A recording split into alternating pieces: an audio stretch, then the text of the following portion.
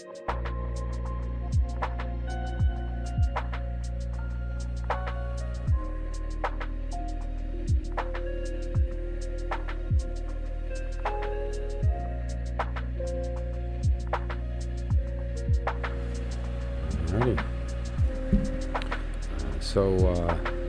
I have a lot of kind of really crazy stuff. I'm just warning everybody. I'm kind of in an intellectually randy mood tonight, and I plan on having some fun with that. So, on top of doing readings and some other fun stuff, I planned on talking about a few things tonight. The Colors of Your Soul is a kind of a culmination of a couple of lectures that I've done over the years that come together actually in an interesting way. That when I originally put one of these together was for a completely different subject, and we're going to talk about that tonight. Personal messages, obviously. Anybody that participates in the stream is privy to a free personal message, and I go about a specific method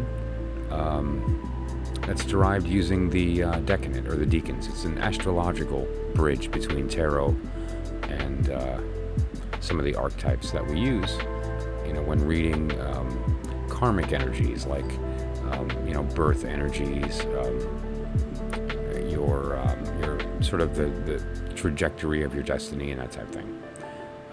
Meet the Deacons is a lot of fun too. I mean, anyone who's spent any time on my channel knows that I refer to different vocabularies in conjunction with the tarot, in order that we can maybe make connections between parts of our world and our experience and this wonderful gift that we've been given.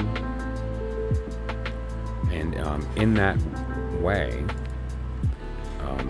we're able to find connections in things that we hadn't considered. We're able to make decisions that maybe have a different perspective than we would have had. And this way of thinking opens up a whole new worldview that, if applied properly, can shape our universe, can shape the way that we interface with our reality, in such a manner that the universe talks back, the universe acts on our behalf toward that goal. And, one of the ways that we go about doing that is what I like to call our karmic silhouette. It's this idea of everything that happens in this world that we live in happens elsewhere first. It's a place transcendent of time and space, and it's the place from which all matter emerges, all phenomena emerges. And then that is compressed, that is distilled into a singularity that is then holographically projected into our reality. And now if you consider that as an exchange of light and dark, essentially the light of truth casts through our shape, our frequency, and in this world casts a shadow that it can be viewed as basically a silhouette, right? And so that's what we do. We take a look at where we're coming from, and once we understand the shape of our destiny, we understand how we fit into the environment that we're in. Can we easily navigate? Do we have to squeeze through? Can we stretch the environment? And so forth. So it's a great way to interrogate our universe and to hear a response. And isn't that why we're all here anyway? The Spotlight deck for today, which is a great deck, and I've spoken about the individual who made this deck a couple of times. I jokingly, although I'm not joking, is one of my favorite living humans that I follow. Is Milo DuQuette. Not just for his knowledge and, more importantly, his passion to share it, but his ability to do that using humor as the method, as the means in a lot of cases. And how lucky are we that a person with such an authority in the subject has this ability. And it's really just the perfect storm of disseminating knowledge that was, up until that point, really kind of difficult to navigate, even for people that are quite studied. You come to find out after approaching it from different perspectives that you had it wrong all along, right? Or you had it half right. So, great deck. We're going to be talking about that a lot tonight. And that's there's a couple of things that's going to tie into some of the subjects that we're speaking about related to the Deacons, related to the colors of your soul. The deck's going to actually kind of fit into that. It's going to be fun how that all comes together as well. And then the Tarot Fund, there's a couple of things I like doing just kind of for the heck of it. One of my favorites is just pulling a random card for any reason at any moment and, kind of seeing who that applies to. Anyone that pops in the room, we'll just throw a quick random card, separate from the readings and the other things that we'll be doing just for the heck of it. And the deck that I chose tonight for that purpose is The Deviant Moon by Patrick Valenza. And it's this gorgeous artwork, and it's really, really unique visual approach to a very familiar system, right? It's very close to, and in a lot of cases, it really does honor the Rider-Waite, Pamela Coleman Smith imagery that we're familiar with. But at the same time, it approaches it from a completely unique, persistent perspective, and it's very immersive in that regard. And when you allow yourself to be open to its accent, its vocabulary, it's really quite powerful as a tool. I mean, there's a couple of twists that I don't typically see in the other cards that the artist added that are very valuable to the process. Fair warning, we're experiencing some weather tonight, and I live in the mountains of the upstate New York in the Hudson Valley.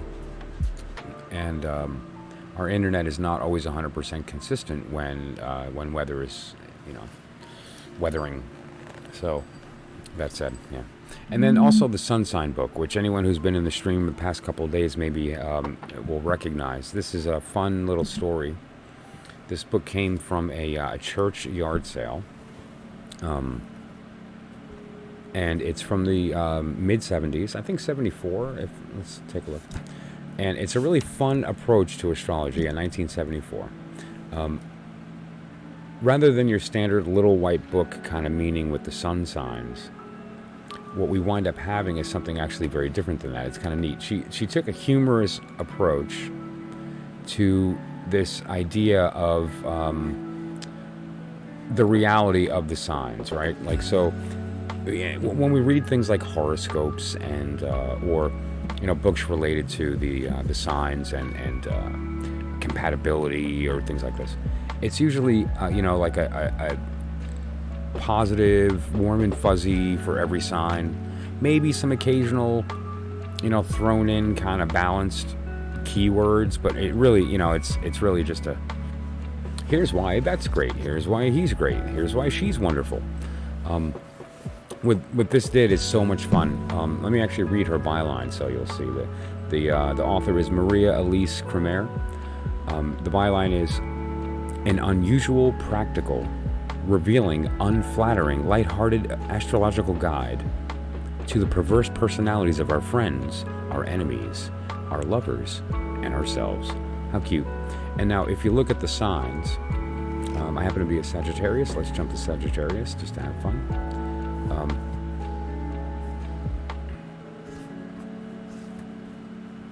That should be right before Capricorn. There we go. And you'll see what I mean with respect to how her approach is a little different, because she kind of goes for not strictly the negative, but certainly not the most flattering of all the signs. It's neat. So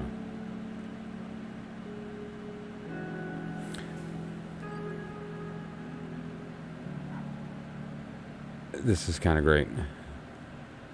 The physical appearance I talked about before too, like Sagittarius has a tall, symmetrical, well-proportioned appearance, and I'm having to be 5'7". That's just funny.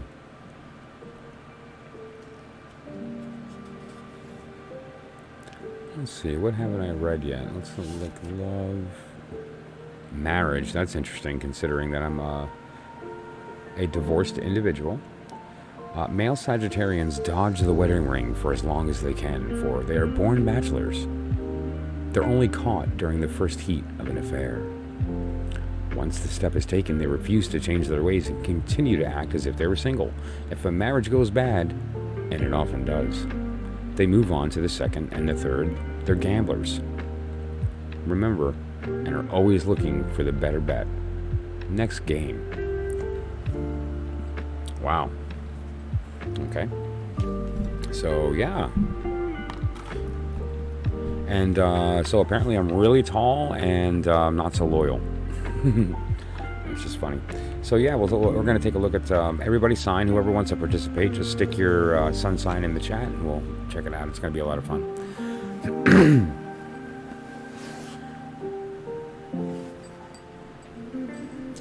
This subject is so broad, and it really offers constant inspiration that's really limited only by your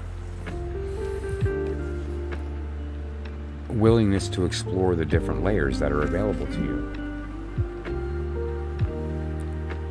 I've spoken very often about the idea that's within multiple magical organizations, institutions,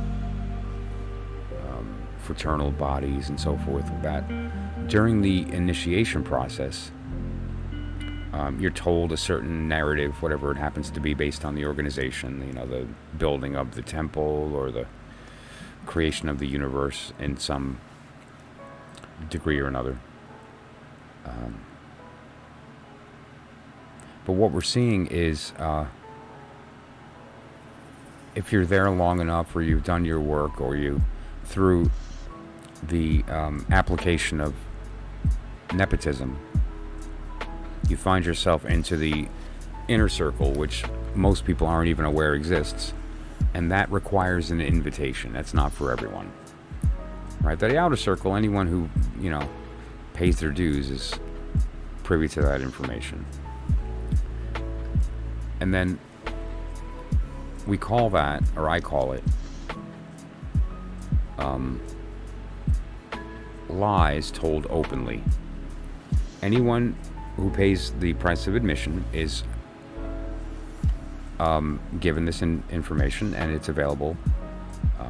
It's public to a degree, and so it could even be shared with people who don't pay admission.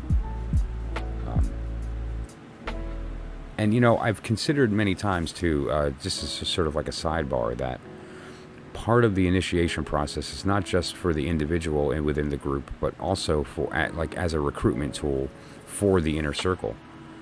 You know, because where else are you going to find people that you're not aware have the chops, but by some form of interview process? And why not allow that process to be unknown? You know, silent. So that said, it's sort of a twofold process of anyone who wants to can come in and be given this information that's kind of encoded on purpose. But at the same time, it's the thing you're given on the surface is not true. But with just a little bit of looking, you can see beyond that, and the truth is revealed. And then, if you're lucky, again through whatever mechanism at your individual lodge, whether that's a friend, or you know, whatever the case may be, some process, you are invited into the inner circle, and suddenly it's a different set of information. So now, instead of lies told openly, it's the truth in secret. You know, and I've mentioned this before on streams, and I talk with my clients about certain subjects related to the study of this subject, and that analogy is a relevant one. So the institution is very often, regardless whether it's religion or the legal system, like you know your form of government, or your really whatever that institution happens to be, the education system. There's many. they all kind of fall under that same umbrella of lies told openly. And why I say lies is because there's an agenda. And so even if the truth is being told from a degree, it's more than just hidden. It's kind of hidden with the intent that the truth not be known. Because the truth known tips the scale even as far as power, and that's not the intent of the institution. The intent of the institution is to maintain that power and to become the foundation, right?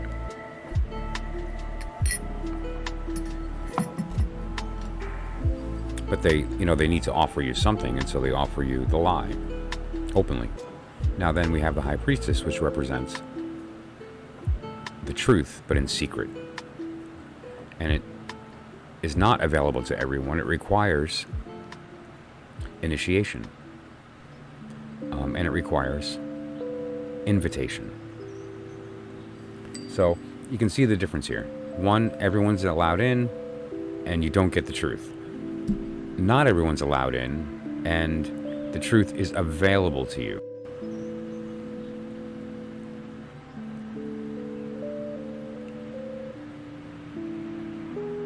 This is a period of time where you're going to be, fed information through a fire hose, right? And how you react to that and how you utilize the information you're given and so forth puts you in a very interesting place, because there's an inner circle, a third, that's very exclusive. In fact, not only is it not for everyone, but you can't be invited. So you do the work and you discover the third layer of information, which is only available to those through the initiation process. And it's what I call the truth told openly. So we begin with this outer circle of information, the little white book meaning of a tarot card, right? Or the King James translation of the Bible, right? Or something like that. That outer meaning. And then there's that inner meaning, which is something perhaps a little deeper than you would consider it, or maybe perhaps more complex than we thought, or things like that. And then there's that inner secret, which is what it's all about to begin with. It's kind of like the reason that it exists to begin with. That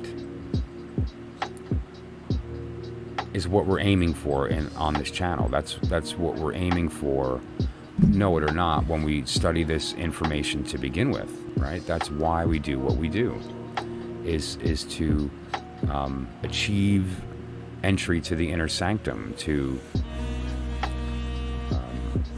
succeed in the formation of the Philosopher's Stone, to know the truth. And so how do we do that, right? So you can't enter the inner sanctum of the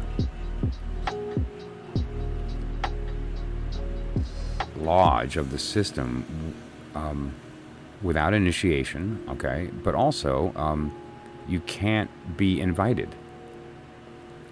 So, and it doesn't take long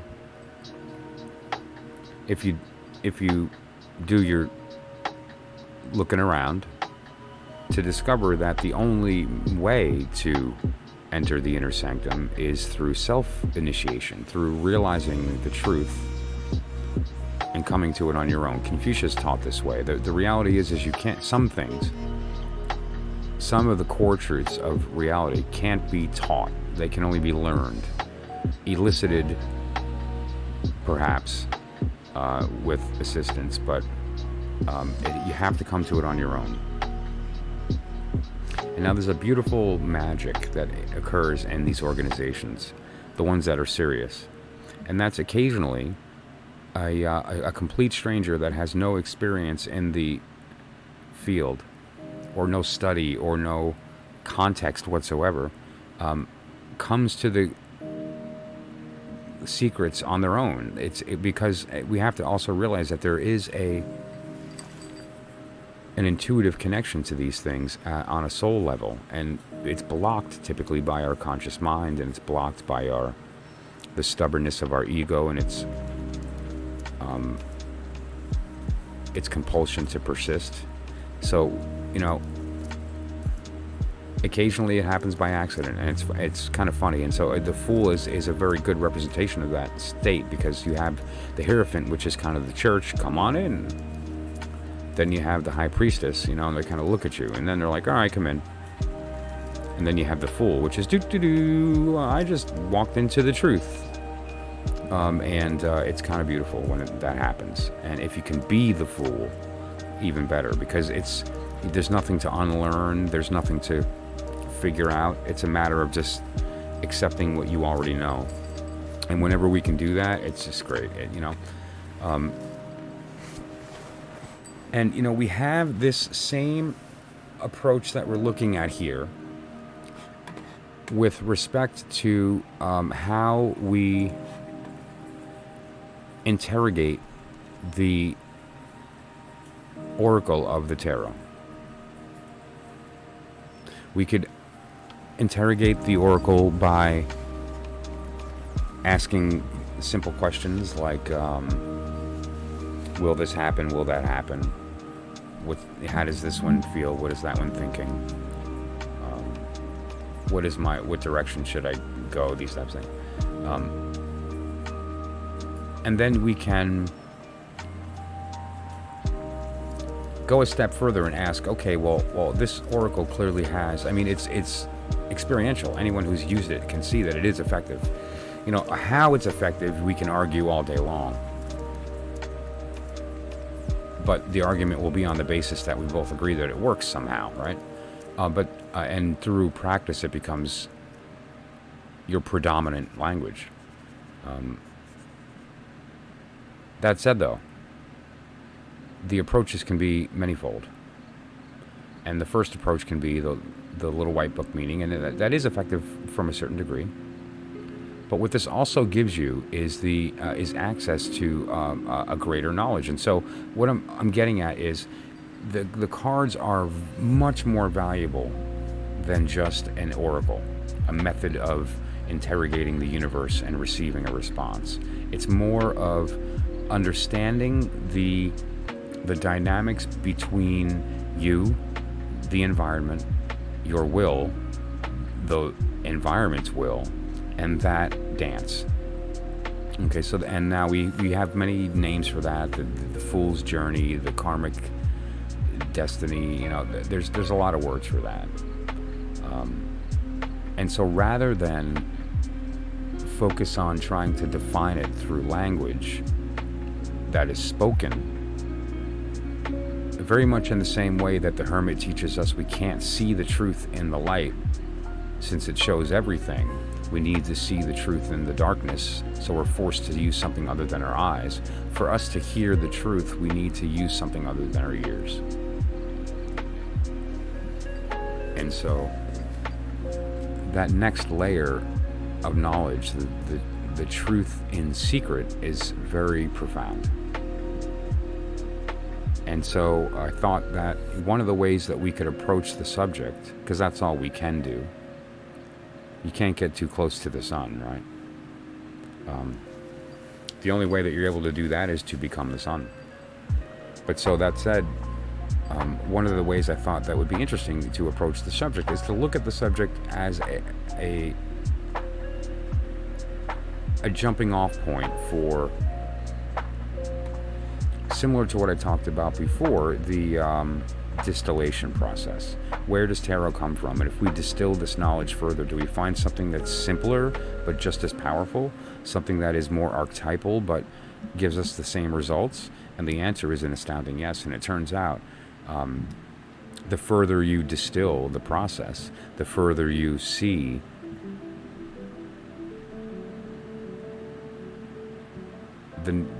it really is, it truly is, all knowledge that can be known in one system.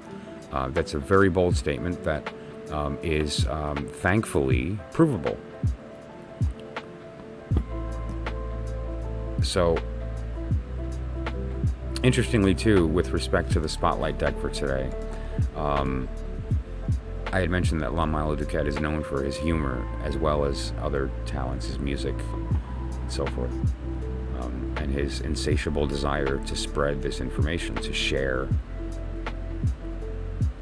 this body of knowledge.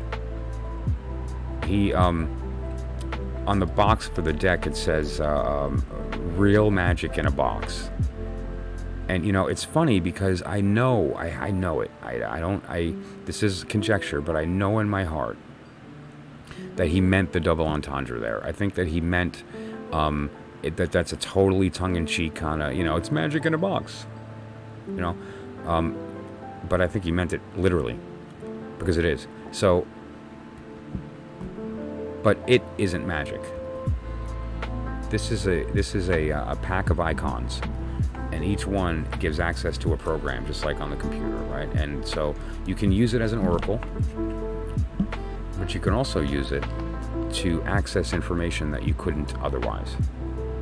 And what is that information? It's nothing short of the blueprints for your existence, and that includes the future.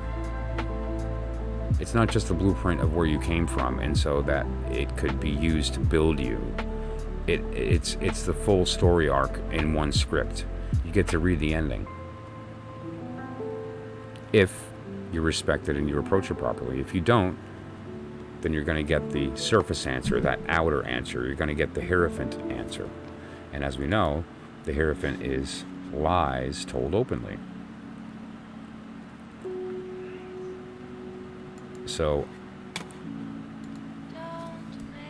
it is certainly incumbent upon us, if we are an agent of our eternity, to explore the possibility of that middle realm, of that inner sanctum, because that is where truth lies. In fact, it's the only place.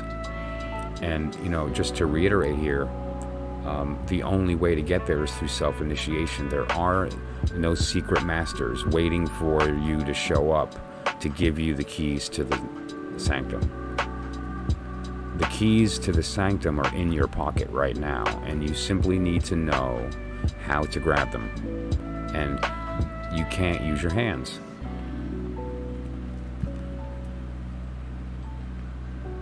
So,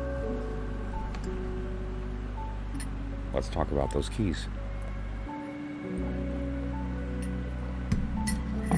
There's another set of keys that are important to me, and to, I'm sure, a lot of people that are watching this, and that is piano keys.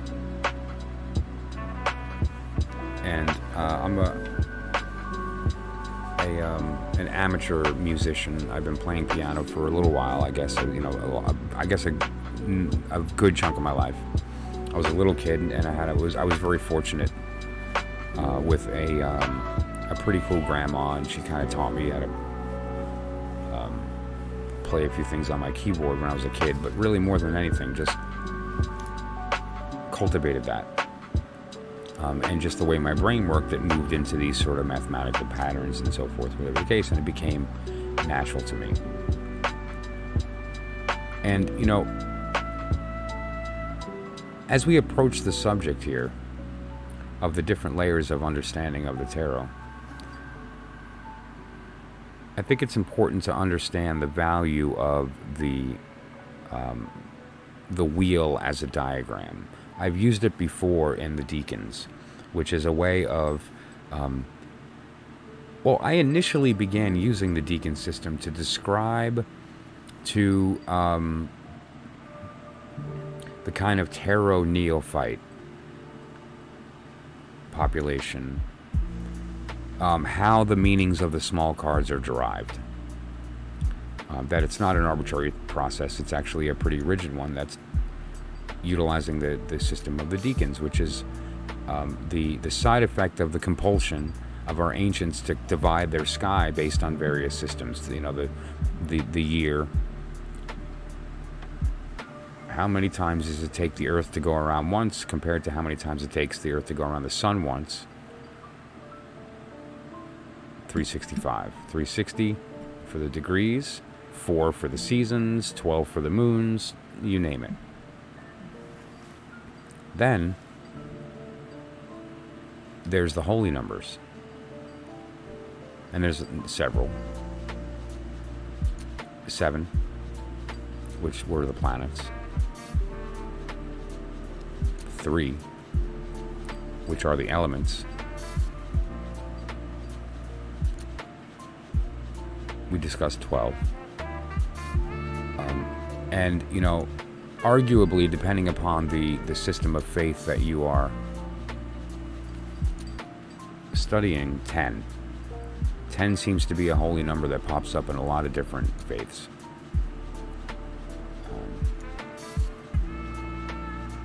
And there's a specific reason for that, which I've actually talked about in a live stream before. I don't remember which one, so sorry. But we can discuss even in a future one as well. It's a great subject because it really gets to the core of all this. That's another truth told openly kind of moment. So you see all these correspondences that crop up when you're looking at this information, right?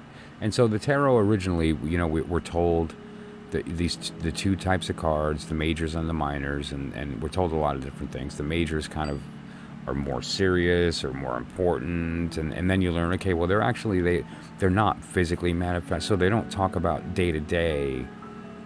They're more karmic than that. They're more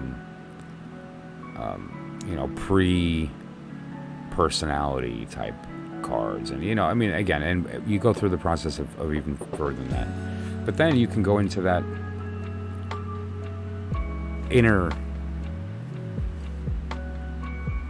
that second layer of knowledge, the one that requires initiation, the one that requires invitation. And thankfully, it's all been published at this point. Otherwise, I'd be breaking oaths and secrets and all this whatnot, and so would anyone, you know. Although, what was really there? Anyway, so that said, there's a few things that are apparent once you know, and that what this refers to is a multiple language systems kind of overlaid on top of another. And you know, when you begin to explore this creatively, some interesting things pop up. And so one of the things I wanted to speak about today is for Tarot Talk, the colors of your soul. And, you know, you'll see some things that I have up on the screen here. The wheel that, if you've been on my channel, that you might be familiar with, that I use, that describes the Deacons, right? The Deacons are, of course, the 10-degree periods of time, and those 10-degree periods are ruled by specific small cards of the tarot. You'll notice that each month, which is a section of color, is separated into 3 Deacons. Each one of those Deacons represents one of the small cards of the tarot. It also represents a unique correspondence of the planet and sign. So, for instance, the period of time that we're in right now, still in Virgo. The date is the 13th of September, and we see that falls in the 10 of Pentacle, right in the green section there to the right. And underneath each of those dates, you'll see that there's a planet symbol. That planet symbol is unique to each Deacon. It's the ruling energy of the Deacon. Now, rather than just saying that we're in the period of Virgo, we now have a slightly different energy, a distinction between the different Deacons in the month. for instance, we entered in the 8 of Pentacle, which was Sun in Virgo, and then we move into the 9 of Pentacle, which is Venus in Virgo, and then the 10 of Pentacle, which is Mercury. And so we have just moved from Venus into Mercury. That's a piece of knowledge. It's a piece of actionable information. We understand, obviously, that Virgo is the element of Earth, right? And that is evidenced by the downward pointing triangle with a line through it. That's the symbol for the alchemical symbol for the element Earth. And obviously, that's the sign of the pentacle in the tarot. That's why we see 10, 9, 8 of pentacle in the Earth sign. If you want to see the other Earth signs, it doesn't take long to be able to determine through this diagram that the other Earth sign is going to be that blue there of Capricorn, because there's the other pentacles, and Taurus, there's the other pentacles. Now, if you knew that Taurus, Capricorn, and Virgo were the Earth signs because you speak the vocabulary of astrology, then now you know that all of the Earth cards are related to the pentacle, right? You could easily make that determination by looking here at all of the Earth signs are related to those pentacles.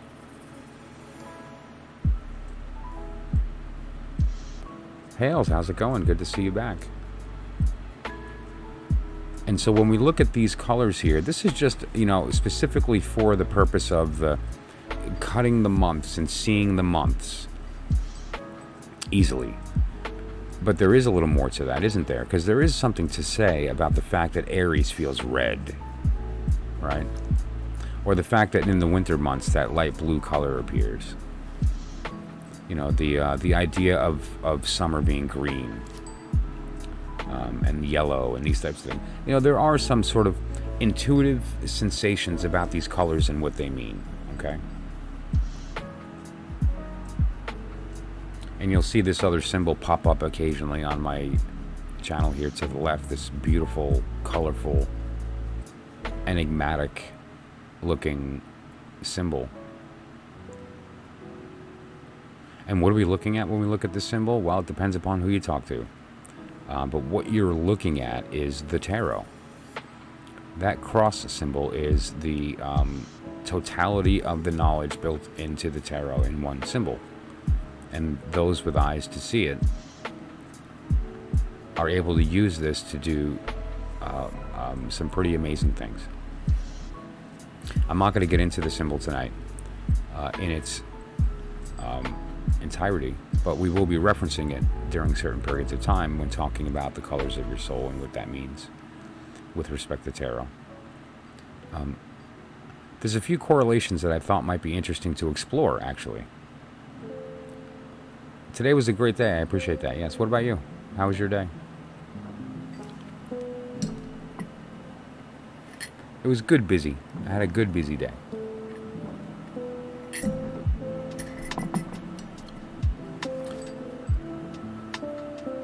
And the color of your soul is there's a lot of systems that talk about color. For instance, the chakra system, I think, is probably the most famous. But within the esoteric Hermetic tradition, I think there's none other than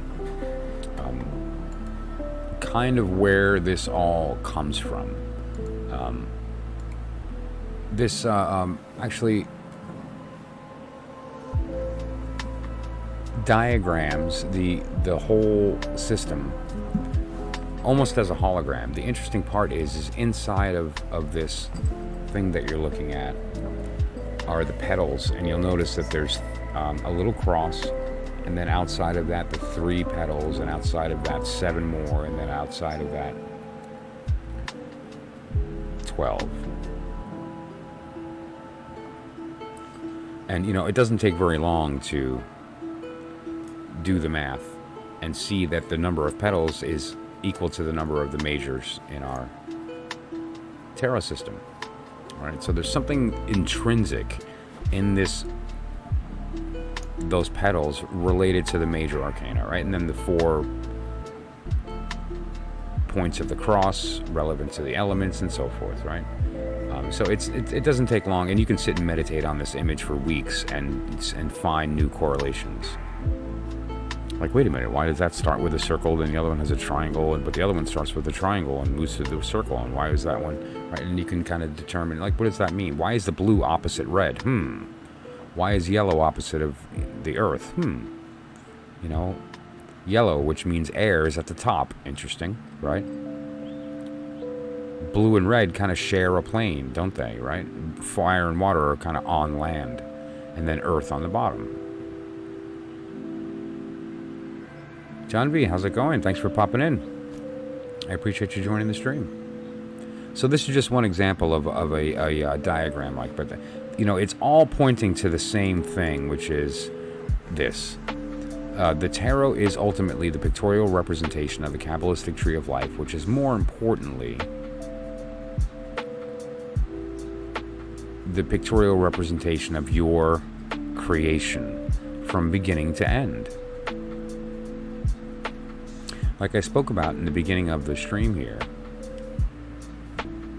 what the tarot gives us is a tool to interrogate the universe and receive a response, and it is the blueprint for your creation. In a holographic way, it's the creation of the universe, but it's also the creation of you. And now, what I mean by creation is not the thing that was born and then the creation ends. I mean the creation of the thing that you will become at the end of your experience. You're not there yet now, but the real you is there as the perfect created being at the end of time, waiting for you to catch up. And we participate in that creation. And now sometimes it's better if we're able to know at least the direction we should be pointed in, so that we can avoid suffering as much as possible, to avoid setbacks in that creation and our participation in that process. And what the tarot allows us to do is to maybe gain some insight so that we can navigate that better, so that we can understand more the direction we should be going to avoid these things. And maybe get some insight at the same time of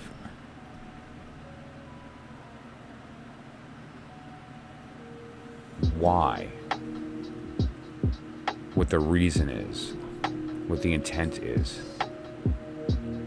And we can see our journey through this process. All right? Aphrodite, thank you for coming in. Absolutely. I'm going to be opening up the list in probably 7 minutes, 10 minutes, right? It's somewhere in that range, about 10 minutes.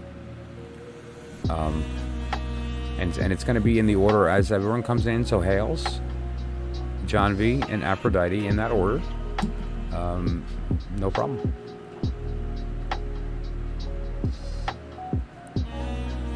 So it's easy to see the correlations here, you know, because at the end of the day, what we're doing is we are reflecting different knowledge systems and packed into one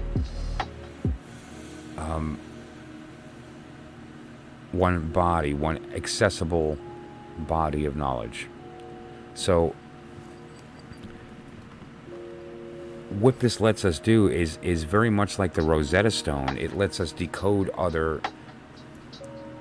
systems. So for instance, because most of us are familiar with astrology, it allows us to use the vocabulary of astrology to, with no experience, access the tarot. And how do we do that? Through the appropriate diagram. There's various. Some of them are more effective than others. So I like this particular diagram for various reasons. Firstly, because I trust the information, the pedigree of the information comes from the corrected version of the correspondences in astrology, and is accurate with respect to those corrections. This is another wheel that's just simply includes the court cards. But this is quicker and easier when you're down and dirty doing your work, right? When you're doing the reading and you need to jump quickly to certain information, this is a very quick and easy way to do that. And it's actually presenting identical information. There's another list of the same information which is just presented differently. Now, we use the wheel very often for looking at the signs, the sun signs and so forth. But you can then take this same correlations and now see where this information comes from. See what we're actually referring to here, right? What we're referring to is the union of the letters and their counterpart in reality. Because what we're always talking about, the whole basis for the system, the whole why, is that we intrinsically recognize that there's a difference between where we are now and the creator, or our higher self, or the universal consciousness. There's many names for it, but the point is that we recognize that there's this diametric difference, and that it gives us the ability to utilize that so that we can allow for communication. And there's a lot of different ways that we go about doing that. And this image here, I think, is very indicative of what I'm trying to talk to. On the right hand side of the image is our world, and on the left hand upper side is this sort of archetypal world that we can sort of access under the right circumstances, right? I love this piece. This woodcut is just, it's one of my favorites. And so, what this lets us do is to see this occur in real time throughout our lives, as long as we know the vocabulary. And here it is. And then in just a couple minutes, we're going to get to readings. The colors matter.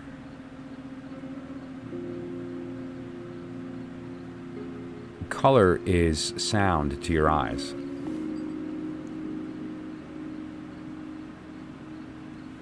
Color allows us to understand the octaves. Color allows us to understand the connections.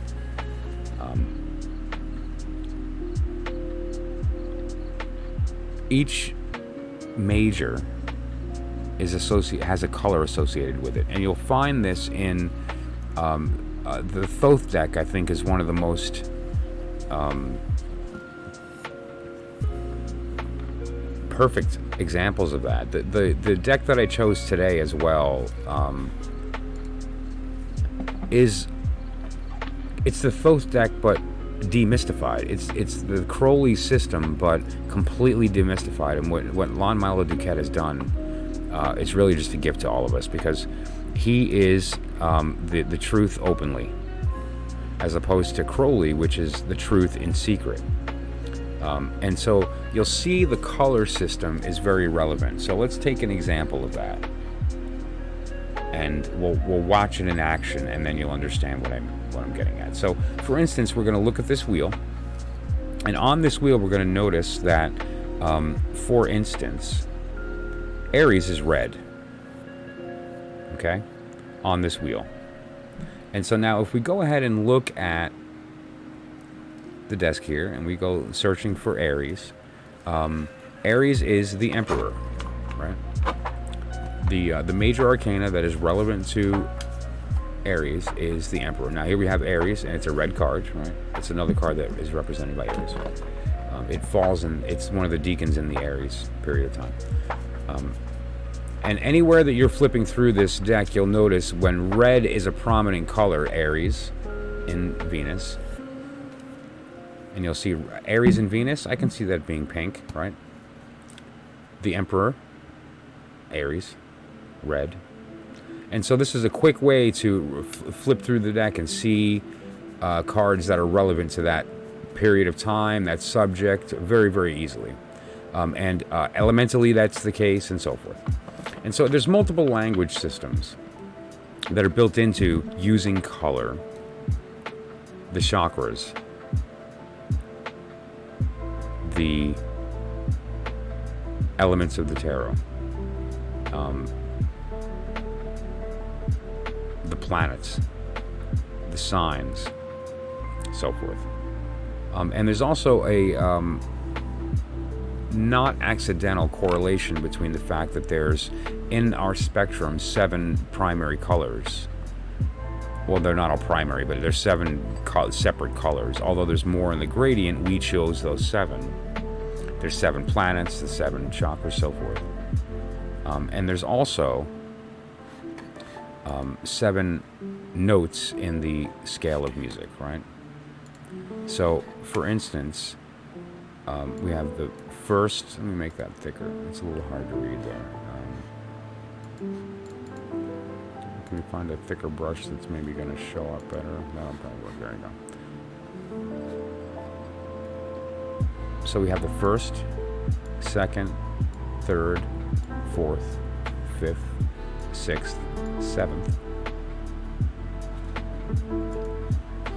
And now this one is not the 8th, it's back to the first, right? That's a C again, so it's a loop. And then these go, and then you get to the 4, 5, 6, 7. And the next note on the piano would wind up being back to the beginning. And so there's 7 notes before the next octave. And I just always thought that that was an interesting correlation. 7 colors, 7 notes, the 7 planets, the 7 signs. Is it all connected? And it turns out, if you've done your looking, you'll see that these kinds of wheel diagrams are very useful because they also are able to point to other knowledge that is tied to that, connected to it. And so we can now say red is associated with C major. The note of C major. Brianna, thanks for popping in. It's good to see you again. And so C major, red, C major. Well, why does that help me? Well, now we know a couple things, don't we? We know that red appears in Aries. There's 3 Deacons related to that. That's the 2, 3, 4. But we also know that red can also be applied to the fire signs under the right circumstance. And so that also gives us the 10, 9, 8 of wand. That also gives us the 7, 6, 5 of wand, right? So there's different correlations here depending upon if you're looking through the language of the element, looking through the language of the sign, looking through the language of the deacon, the planet, and so forth. And so what we have, for instance, to sum it up before I start readings, is let's say you wanted to look into the circumstance of a love reading, right? I'm sure there's 4 people asking for readings. 2 to 3 of these are going to be love. And so I'm going to pull a card about you. I'm going to pull a card about them, kind of take a quick glance at what the energy looks like. And then we're going to move on to what is the connection with your mind, your body, your soul. We'll look at different types of readings throughout the evening when approaching that subject. But what if we did something different? What if we looked at the cards and then we determined what the cards' colors are? And then saw how those colors mix, right? We all know what happens when you mix, yellow and red and then a little bit of green compared to when we mix yellow and blue. Same idea with music. If we know the notes, we could literally play a sound that is the combination of you and their card, and listen and say, is it a sweet sound? Is it a sour sound? Is it pretty or ugly, the music?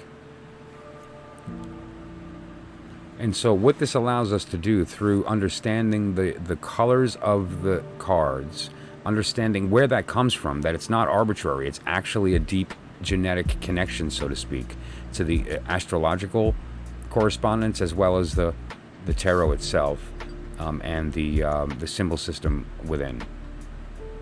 It's not an accident that red and blue are opposite on the cross. It's not an accident that the earth is on the bottom and that the air is above it, above where fire and water are level on the ground, so forth. And we'll get into this symbol over the months, because we can spend literally a lifetime on it. That is the totality of all human knowledge in one symbol. And this is it represented pictorially. That symbol is this is the tarot. That's what you're looking at. You're looking at the tarot. And so, I began today after putting together the stuff I needed to be able to present. Because again, this is 2 different lectures that I stuck into one. And so I didn't have like separate graphics, and I had to kind of throw this together today. And I started playing with some sound. I don't have it, so but I will. And I encourage anybody that's interested to throw some ideas my way if they want to hear anything else. But I'm going to look at certain specific combinations and play them and see what they sound like. So the 3 mother letters in the middle of that flower on the cross are represent 3 tarot cards. That's the Fool, the Hanged Man, and Judgment. Okay, and those 3 cards together create the universe.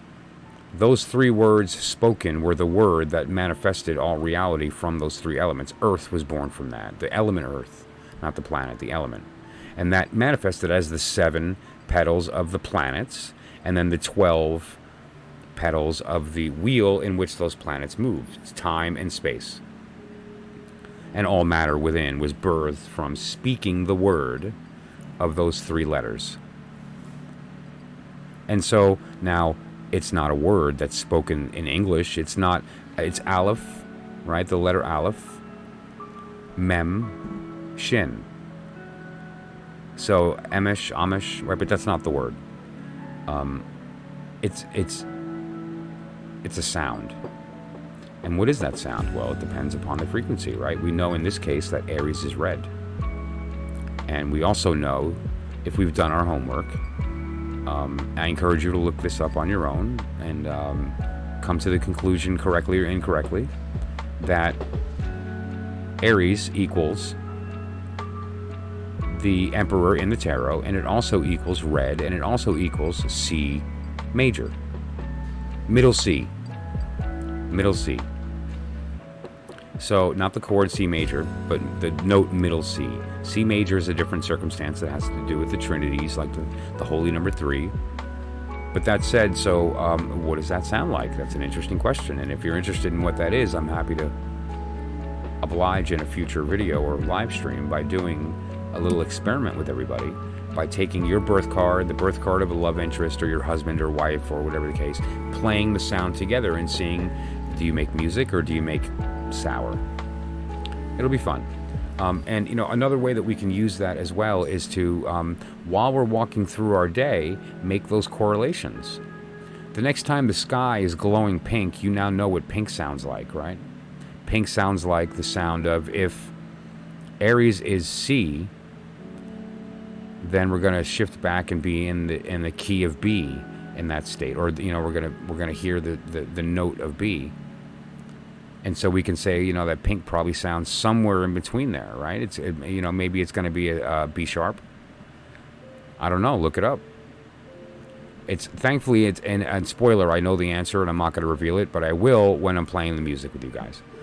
But that said, though, the information's available. You can find it online. Just do your looking, Google the right keywords, and you'll find the information. I encourage it, if you're interested, to see how you can correlate color and sound.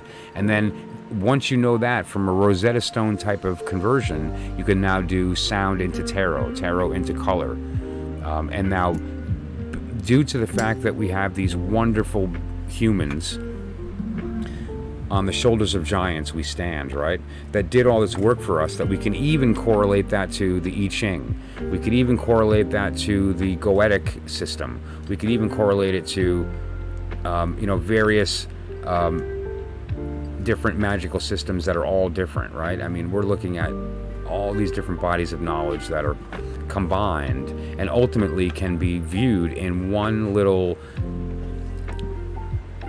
concise form, that if you continue to distill and distill and distill, you'll realize that the tarot can be represented as, instead of 22 majors and the 56 minors, split up into the 16 and then the 4 and all this, you can actually break it down into a very simple, elegant system of 12, 7, and 3.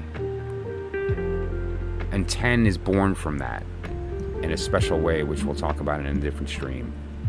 And so the small cards emerge from them. And so you don't need the small. They're nice to have, and don't get me wrong. They're not. I'm not saying we need to reinvent tarot. I'm saying that if you happen to be out and about and don't have your cards, here's how you read without the tarot. Because all the small cards live and emerge from the majors. And now the majors can actually be further reduced. Because now we have some different energies that aren't all these complex symbols that changed over time. We have the nice, elegant system we all know of the sun signs, of the zodiac. And the elements. Fire, water, air, earth in their play. It's not too hard to kind of look at, Mars in Gemini and kind of how that feels. And then apply fire to it. Right? Doesn't that sound like a very specific kind of energy that you can almost picture an event taking place? And so you don't even need the picture of the card when you have the vocabulary of astrology. And now you could even go further, and this is where I'm going to end on this point.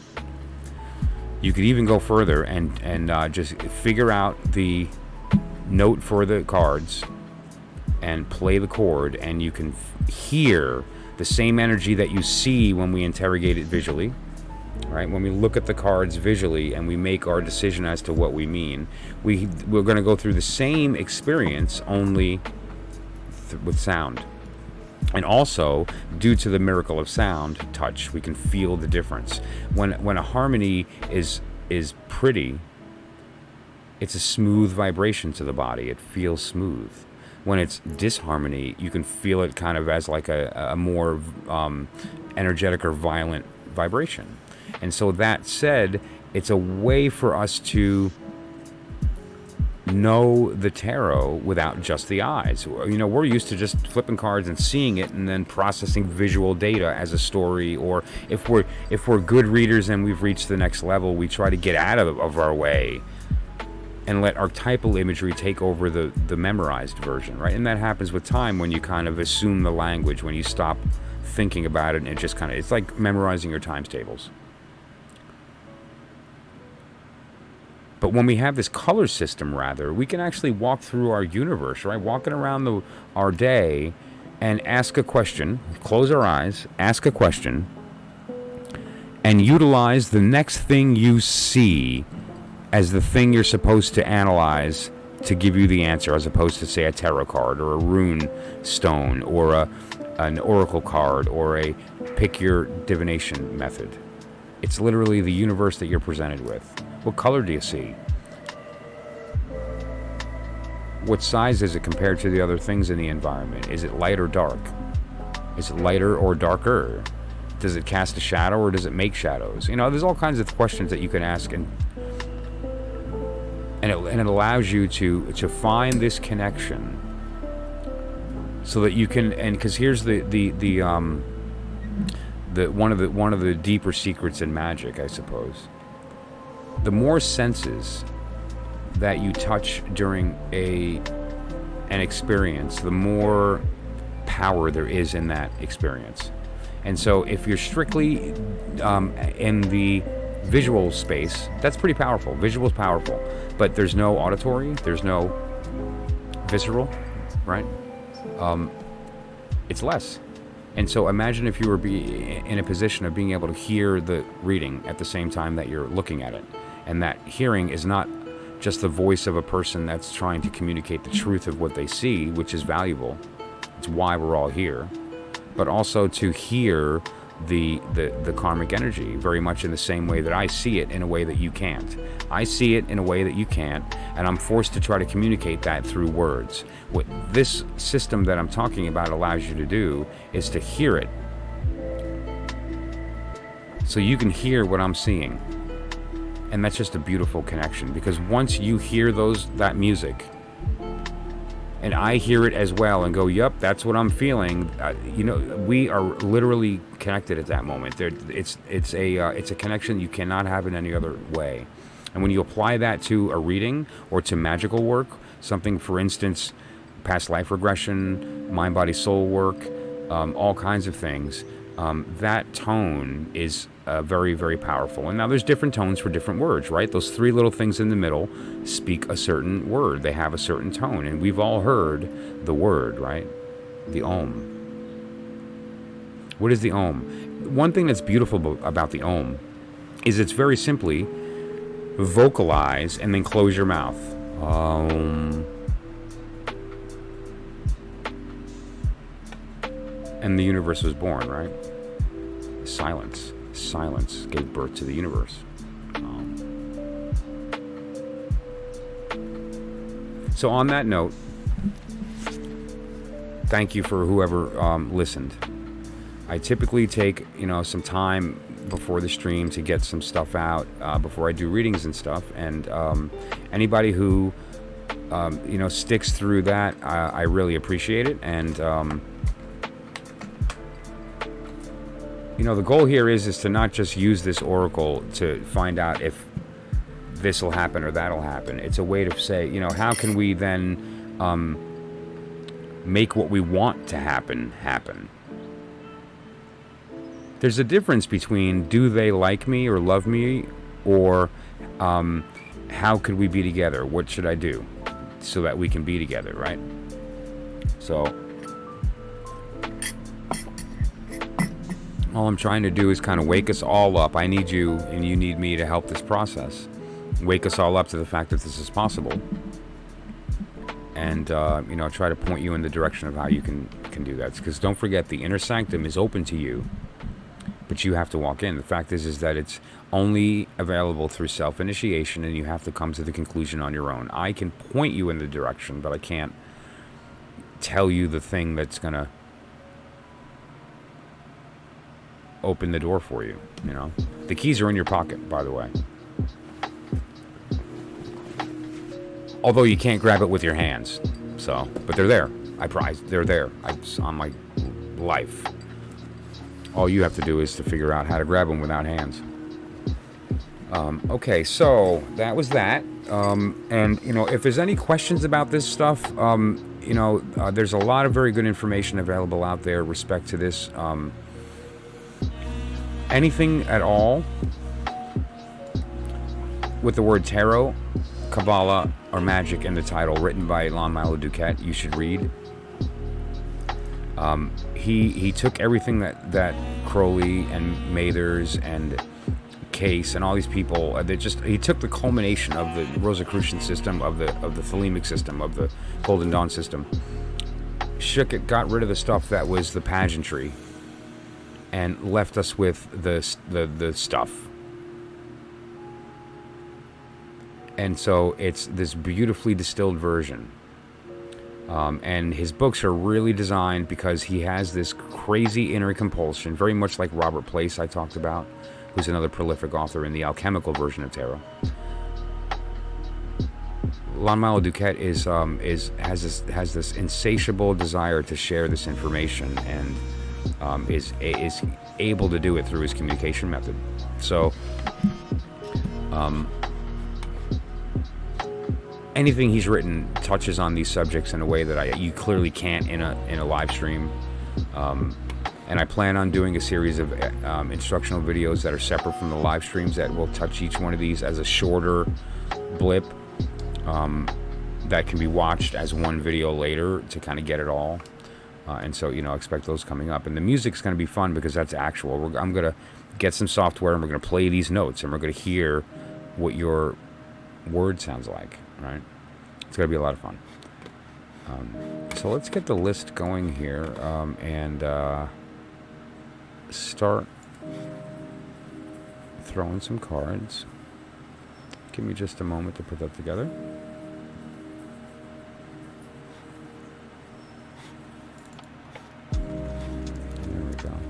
And I'm having a little bit of lag tonight on my computer. I'm not 100% sure why.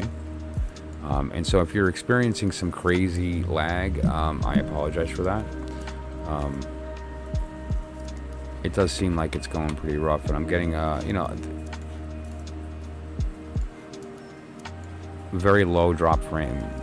Yeah, but some.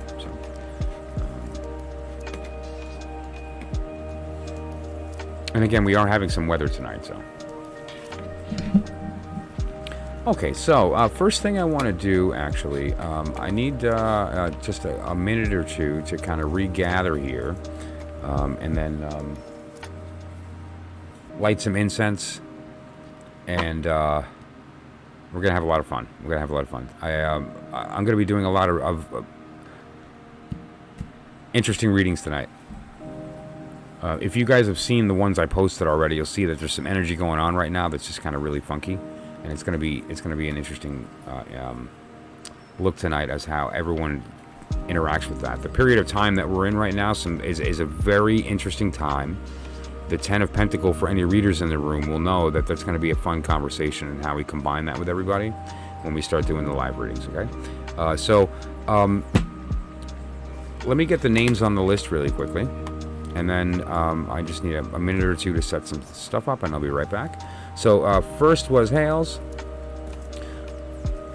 Thanks again for coming in. Janvi. Aphrodite. Brianna. Okay. Now,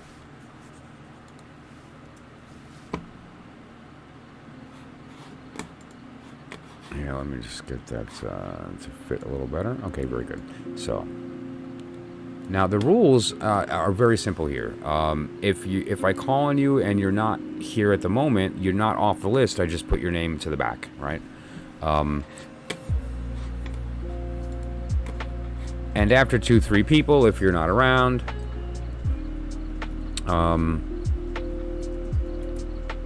it'll eventually drop off. Anybody that's interested in a paid reading trumps the list.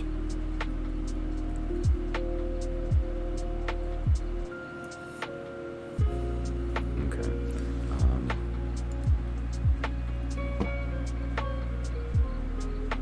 Okay, great. And I, obviously reserve the right to do a more extensive reading than normal for free if I choose to do that. So okay, so that said then, so this is the list: Hales, Janvi, Aphrodite, Brianna, anybody else that would like to participate. There's going to be a couple of fun things that we're doing when I get back. It's just going to be a minute or two, but we're going to be looking at the spotlight deck. We're going to be doing readings for everybody. If you don't know your birth card and you're interested, we'll find your birth card and we'll talk about how that applies to the period of time that we're in right now.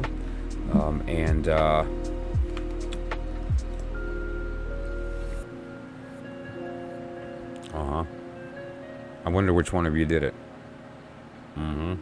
We'll find out when I get back. So that said, though, I think that we should... yeah.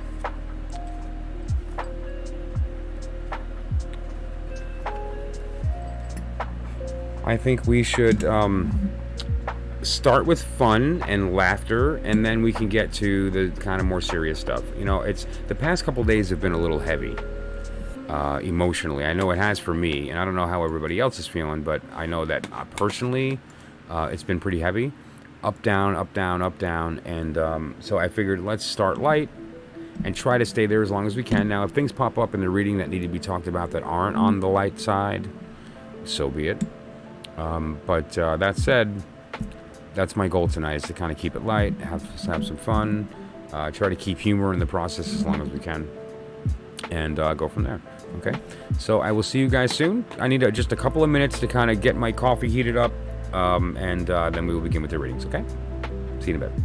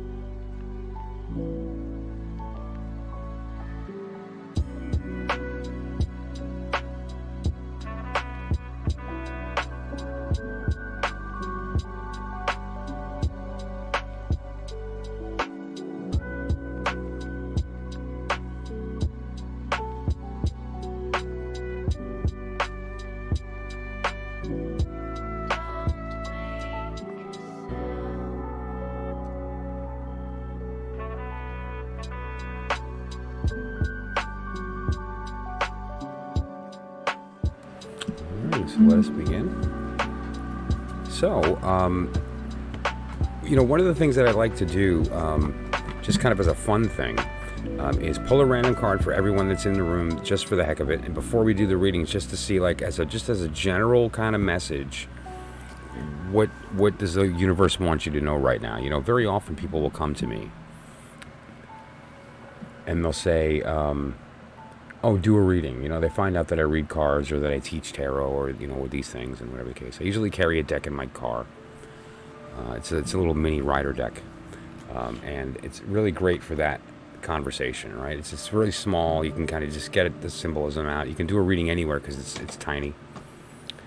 And so it obviously listens to that conversation. And then so inevitably they'll say, oh, do a reading. And then the question is, sure, no problem. What would you like me to read about? Oh, I don't know, just something general. It's almost like the pageantry of it. It's kind of like the, dance monkey. And so I do. And instead of general reading, what I do is I ask the question, what would you have me know? Like right now, we're all on our karmic path, and we're kind of, going along on our direction. It doesn't hurt to get a little bit of guidance on what direction we're going, because it's probably not what we think. And when we're able to do that, it gives us sort of an access that we don't normally have. As we navigate that process, we're going through it anyway. We might as well kind of know what direction we're going, and why not? I think that's let's put this somewhere visible. That's out of the way. I'll put it over here by my little pentacle collection. So first of all, who's in the room? If you're here and want to participate, we'll be doing free readings. I'll be doing random cards, and we'll be having some fun with this cute little book that I got from a church yard sale, where it goes through the sun signs. But rather than just basic information, it's kind of like the darker side of the signs, and so it's a lot of fun. And so, and we'll just kind of go through everybody's, find a quick little snippet. It's a blast. I had a lot of fun with it on a stream a couple days ago, and I'm looking forward to pulling that out again over the coming year to kind of have some fun with that. So, a random card. Just for this card that I'm going to pull right now is for whoever is in the stream, or that's not in the stream, rather, and is watching this after the fact.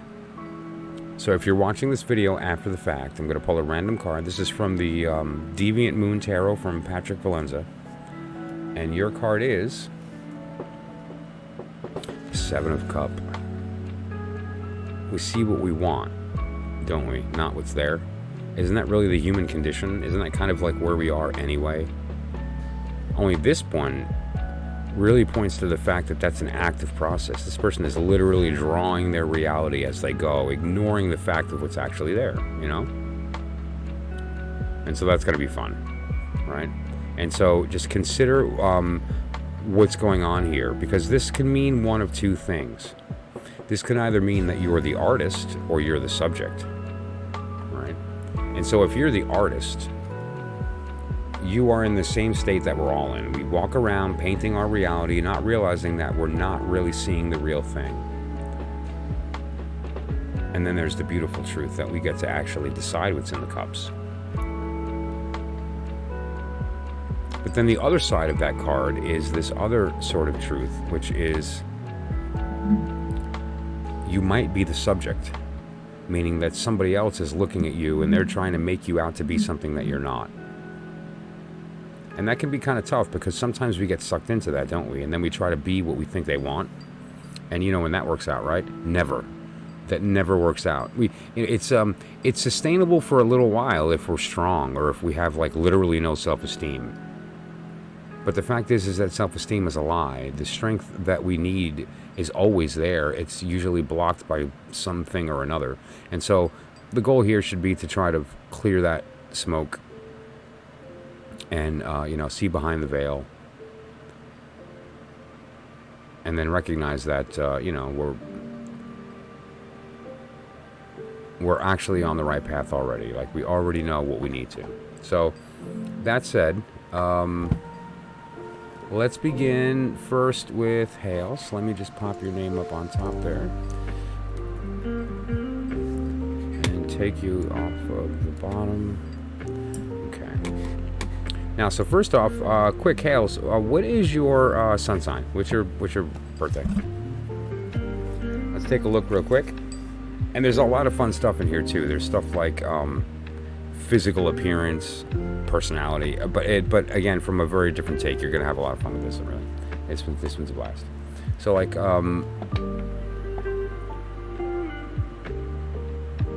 one of the things that I do on the channel also is try to apply as much as we can of astrology. So just to be clear, as far as the date, is that October 8th? Or is that August 10th? Because I know sometimes the dating system seems to be different in kind of where I'm from compared to some of the other ways to write it. The system that I grew up with is month, day, year, which seems to be different than a lot of other parts of the world, right? And so as opposed to day, month, year, it's month, day, year. And so I get confused sometimes. I just want to clarify to make sure that I'm actually on the right.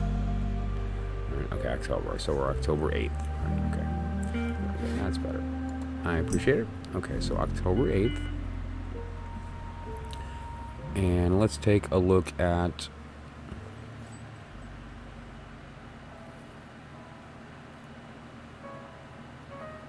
So that puts you in the 6 of Cups.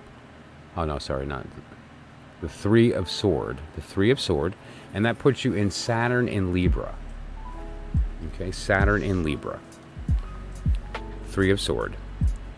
Now, you've certainly, when people ask you, oh, what's your sign? You tell them, oh, I'm Libra. But now you can say Saturn in Libra. And that's Three of Swords. So let's get that up here. Three of Sword.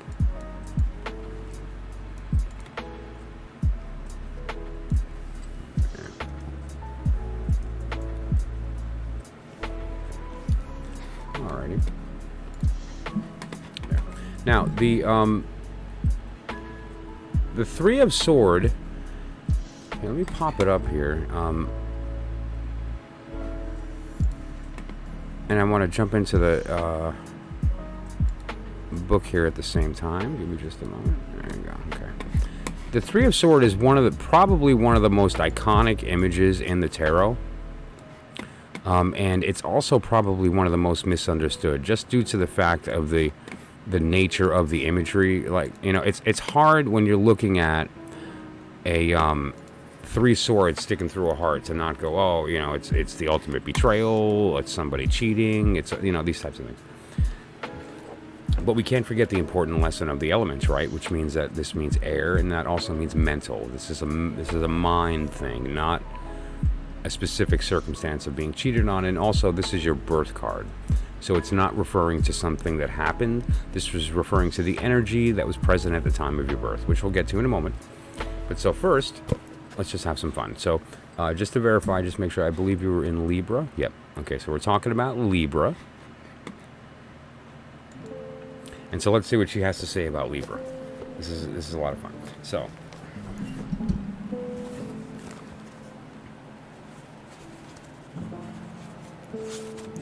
now, first of all, she has like a little subtitle for every sign, right? And so her subtitle for Libra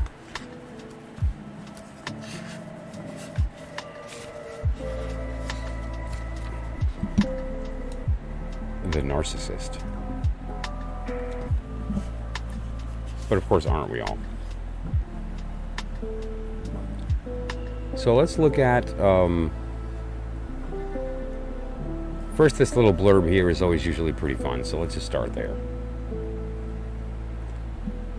Librans are doers, not thinkers. And along with their good looks, they have an easygoing dispositions, as long as they get what they want. Yet Libra can be the most ungrateful sign of the 12, and it certainly is the vainest, hence the term narcissist. So just so everyone's clear, Hales is like really pretty and really selfish. Like sexy and knows it. Okay, so let's look at what else we got here. This is so silly. I love this. And you know what's cool? This book was written in 1974. No, it was published in 1974. Let's see what else about Libra here.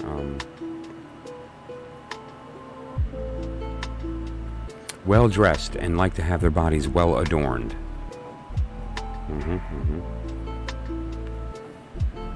They can somehow appear chic in the simplest attire, and their sense of color and line is generally excellent. Okay, very good. So you should wind up in fashion. Obviously, you should be in fashion. Okay. So that's a little bit about Libra. Let's see then. Okay, so yeah, so we have the Three of Sword. Let's talk about the Three of Sword, and then we'll get along with your reading. The Three of Sword is, again, we're talking about mental energy here. So it is betrayal, but there's also this idea of it being almost self-imposed in the fact that very oftentimes what this is referring to is the pain that we associate with the event. Like the event took place,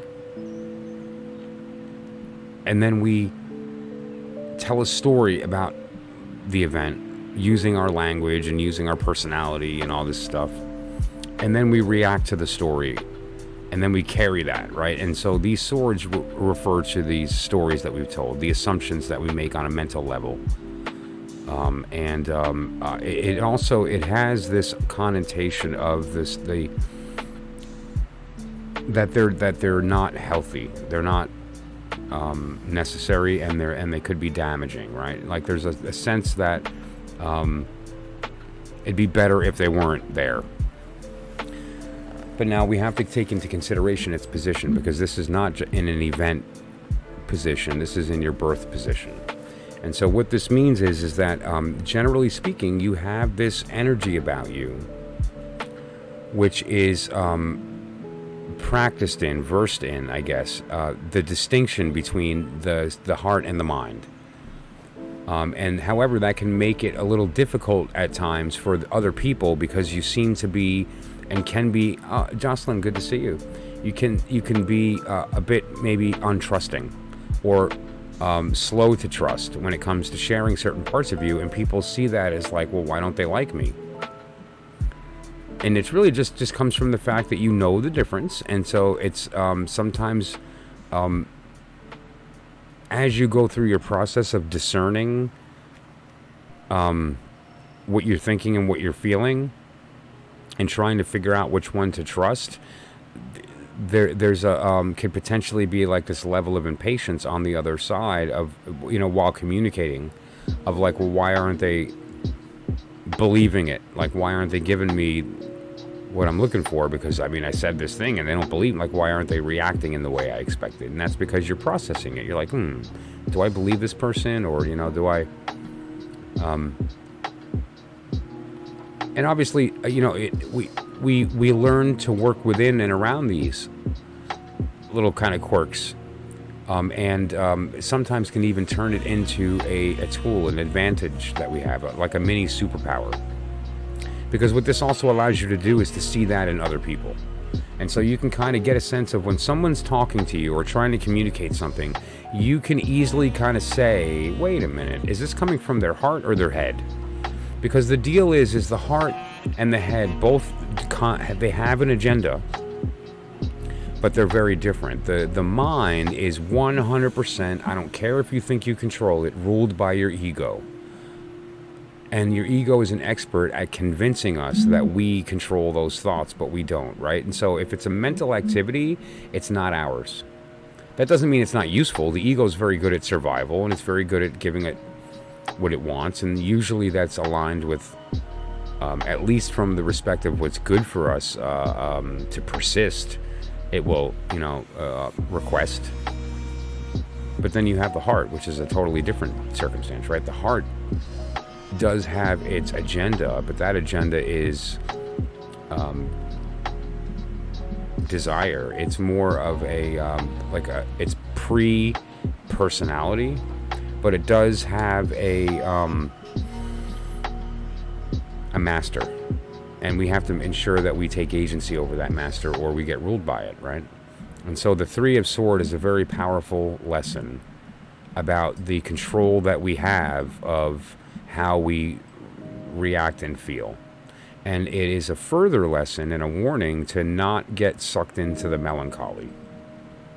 Because 99% of the time, the thing that we're totally consumed by, it really has no danger in our life. It really does not pose any threat or loss.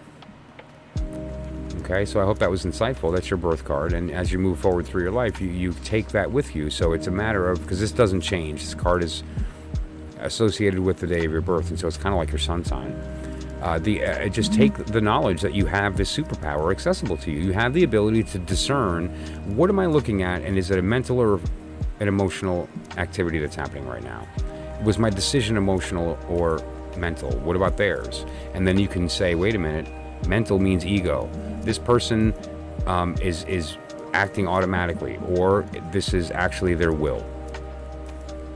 Okay, now the 10 is a really cool place. Someone used a word yesterday which was great with respect to a different card, but it's very relevant here. Nostalgia.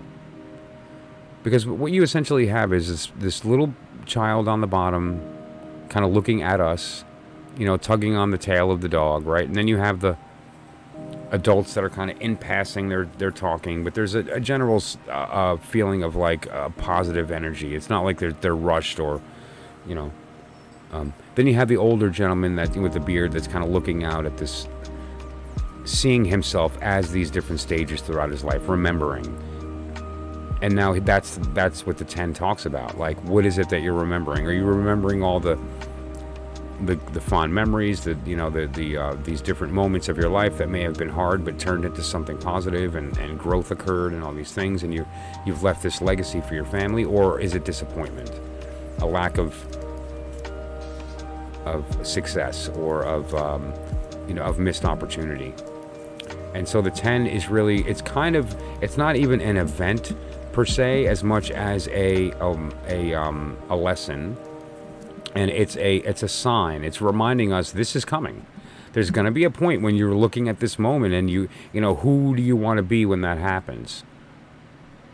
You want to be the one that's able to look and go, man, that was tough, and I made it through, and thankfully I can now offer to my family or to the people that I care about and love that are surrounded by me my wisdom, my experience, my whatever the case may be, the legacy.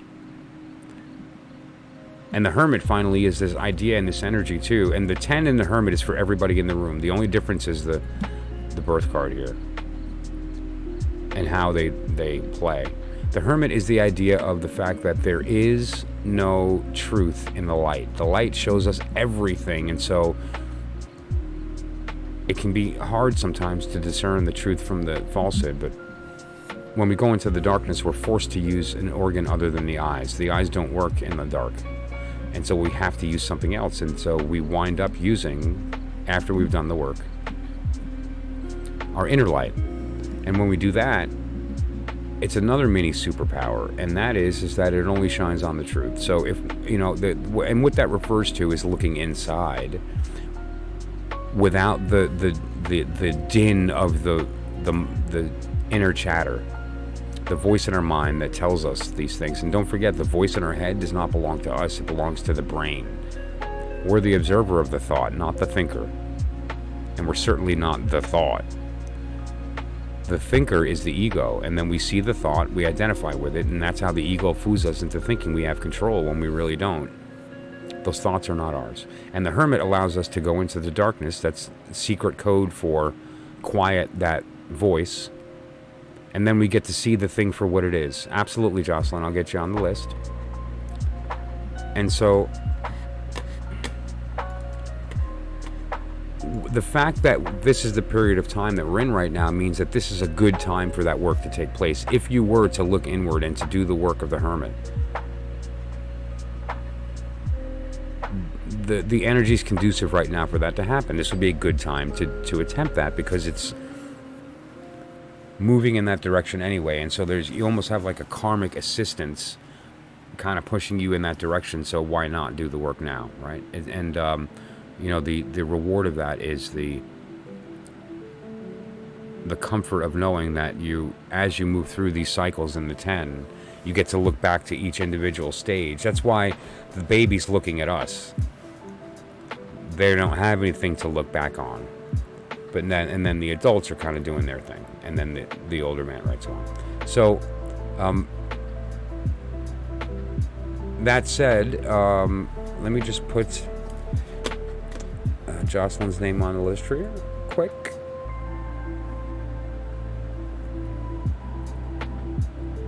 Okay, great. And real quick, Hales, if there's anything particular that you wanted to read on, let's take a quick look here. Okay, and my mood has been negative for a while. I'm trying to get out of it. I think I was supposed to be a natural healer, but not sure. It's too hard to practice when being negative.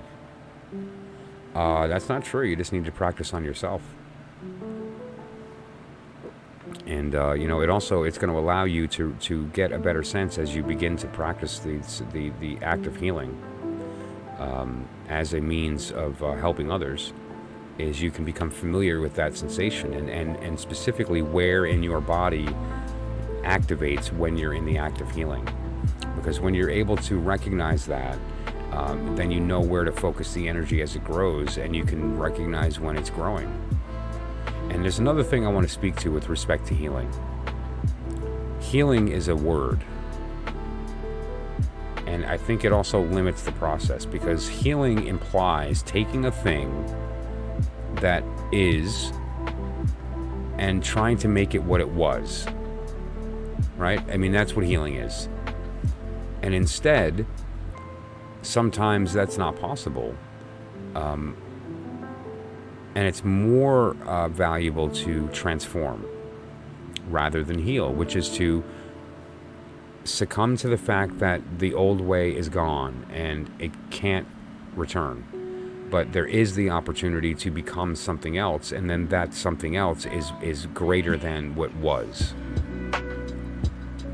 And so healing is really part of the process of transformation, because sometimes it's the attempt to heal and then failing at that allows transformation to take place, right? And now let's look at that very quickly, and then we're going to move on to Yanabi, Aphrodite, Brianna, so forth. Jocelyn.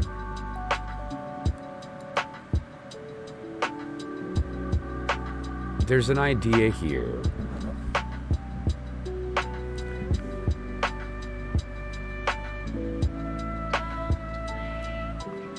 Yes, good. There's an idea here about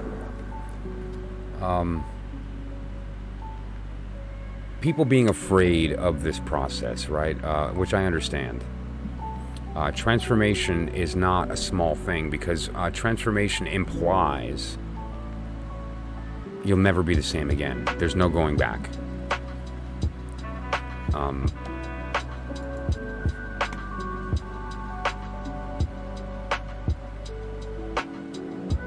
Crowley said in secret, and that's why I put up that image there of the High Priestess and the Hierophant. We're talking about the truth in secret. Crowley said that, well, he said a few things. One of the things that he said is die daily. And another thing that he said is every man and every woman is a star. And so now let's talk about this secret language, right? Die daily, what does that mean? We have the Tower. The Tower is a big, scary card, right? And it implies, when it comes up in a reading, at least, it didn't hear I put this up on purpose, don't worry, that something's coming, and you can't avoid it. There's nothing you can do to stop it. And when it's done, you're never going to be the same. The Tower is it's not a joke.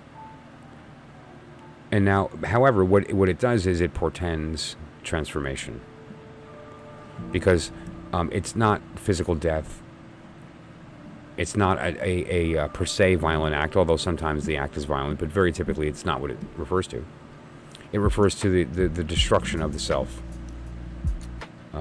dying, and then the transformation leading to a new self emerging. Now, what the star is who we are prior to the self. The self is a product of the mind.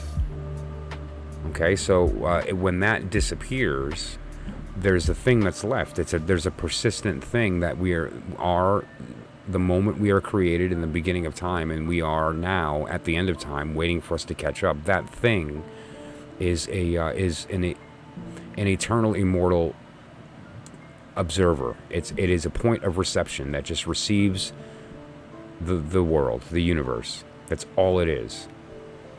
And then we occupy a body, and we put a personality on that, and then we feed it an ego that tricks it into thinking that it's in control, and then we call that a person. What the Tower is these moments in our lives. One example of that for me was watching my daughter being born, physically watching it happen. When she crowned and her head started to come out, I disappeared, and I was watching this moment, and it was so fucking real that time stopped. And it was so powerful that I did not exist. I was a person standing watching this, and time stopped, and I was never the same again, right? And if you're a woman who gave birth, I can't imagine that experience for you. But in that moment, during that time, I snapped out of it, right? When the baby came out and I was in dad mode, oh my God, my baby, and kissing and going through all that, I was back. But during the time where I was not, I was the star. I was just a point of observation, taking in without definition, and literally just nothing more than the point of experience. And it was bliss. And we can achieve that anytime we want. with the proper work, because that's what we actually are. And so the tower should be a welcome thing. This is the, and here's the secret. The tower is the only way to get to the star. The star is not accessible without going through the tower. So the tower is the vehicle for the star, okay? That's what I'm saying. And so we should welcome it. And when it does come, even though we're scared, that's your body and its fight or flight response. The soul is cheering for the opportunity to transform. So when you're talking about healing, you're talking about transforming. And when you're practicing that process, die daily. Welcome it. Because you're a star. So that said, I hope that was insightful. If you find any value in anything that I do here, all I ask is you like the video and please comment. I don't get a lot of comments. What's up, people? Do you not like what I do here? I don't know. I'm kidding. But really, it makes a big difference. The robots read the comments. It's kind of why people are watching me, is because I come up in the feed, and I come up in the feed because the robot decided to, and it decides to based on engagement. And so it does matter, and I appreciate it. And certainly, just shameful plug, if you do need a specific, kind of more in-depth answer, I'm available for private readings or here in the stream as well. Paid readings do trump the list, but if it is going to be a little deeper and it's something I think is going to take some more time or might wind up getting a little too intimate, I may just say let's do it privately anyway, but I'm available for that as well. And that phone number is also activated on WhatsApp, so you can call, text, or WhatsApp that number if you wanted to discuss that further. Okay, so next we have Yanvi, if you're here. If not, Aphrodite. If not, then Brianna. If not, then Jocelyn. So we'll start there. Yanvi, if you're here, let me know. Aphrodite, if you're here. Brianna. Jocelyn, I know you are. So you're probably going to be next, it's looking like.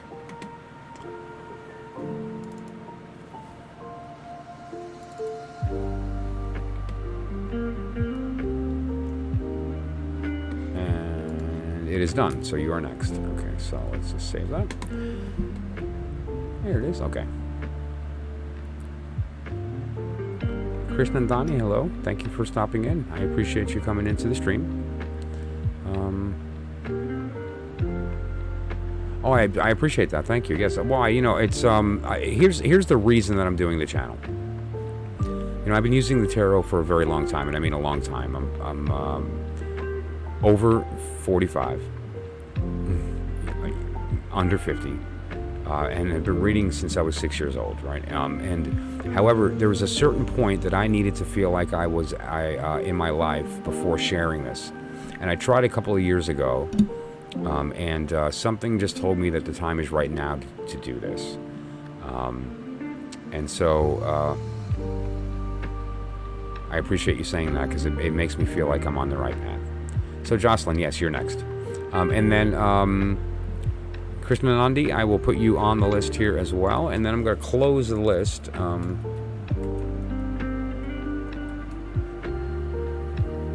I spell that correctly? I think so. If not, I apologize.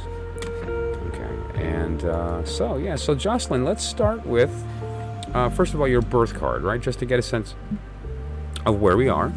And then I'm going to shut off these cards, and then I'm going to be using this deck to do your reading, Jocelyn, okay?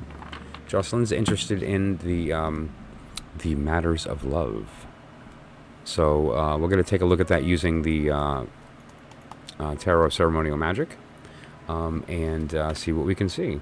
So quickly, Jocelyn, I forgot if I knew it at all. I don't recall if we've done it yet.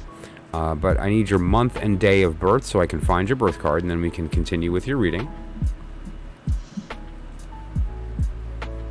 And that will give me a little bit of insight as to kind of where you are right now with respect to your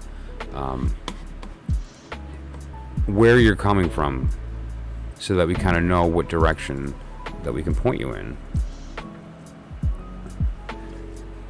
Because really the goal here with everything that we do on the channel, or that I try to bring to this, and that I find a lot of people are connecting with, is to try to just find the truth. Try to avoid suffering as much as possible. To try to, ease movement as much as possible.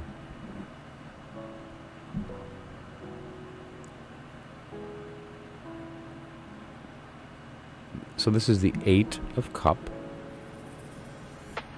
You'll notice it in the purple section there under Pisces. And now, it's not just Pisces. This is Saturn in Pisces. And this is the 8 of Cup. Okay, so let's just go ahead and add this to the... And now, just keep in mind that does not change throughout your life, right, Krishna? So if you've heard Pisces, but now you can say Saturn in Pisces. And the 8 of Cup, and we'll get to that in a moment.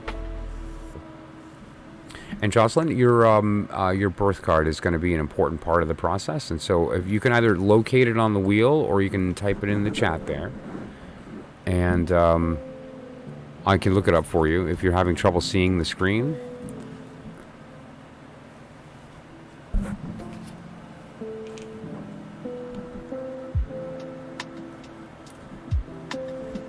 And again, just to clarify, this is for Jocelyn.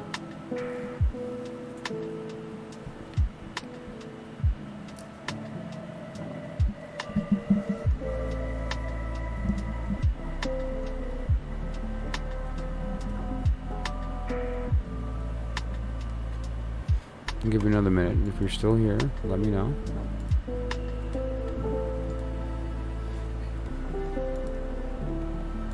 In the meantime, I'll pull a random card. The reading was as general love.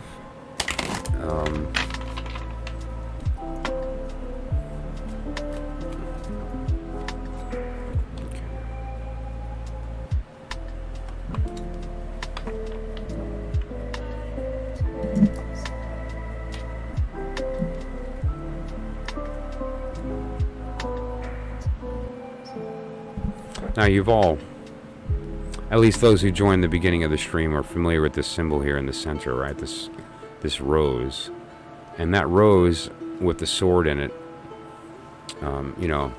If you simply put the words together, you get rose cross, which is just a beautiful, a beautiful statement. But anyway, that said, though. We're talking about mental energy, and we're also speaking about the root of the element. So this is the manifestation of air prior to it taking shape in your life. This is kind of like the thing that it is prior to it being given context. And you'll notice as well, and this is a very good tool for those who are kind of looking at the elemental correspondences, is to take a look at the outer edge of this wheel. You'll see that the aces and the princesses share a section, right? So in this particular case, we're looking at the Ace of Sword, and you'll see the Ace of Sword in the top left corner. And this refers to the period of time at the end of and beginning of the year, right? So winter, moving through the period of time into spring. It's the period of time of winter to spring, right? So very specifically, it is the season of winter. Now, there's a couple of ways that we can interpret that with respect to general love. The current state that you're in is a state of winter with respect to love. So what does that mean? A lack of growth. It means everything is kind of on a pause. There's a quiet about it, and there's a lack of motion. Certainly you can apply this knowledge very easily to get the sense of that we're looking at cold as opposed to hot, right? And cold means slow. Hot means fast. So that's where you are right now. Now let's take a look at two things here. Where you're coming from, meaning that from the respect of love, what is the, not your past relationships, where are you coming from emotionally? How are you communicating that desire to the world so that it knows what to provide you? Because this is going to determine, how you ask has a lot to do with what you get.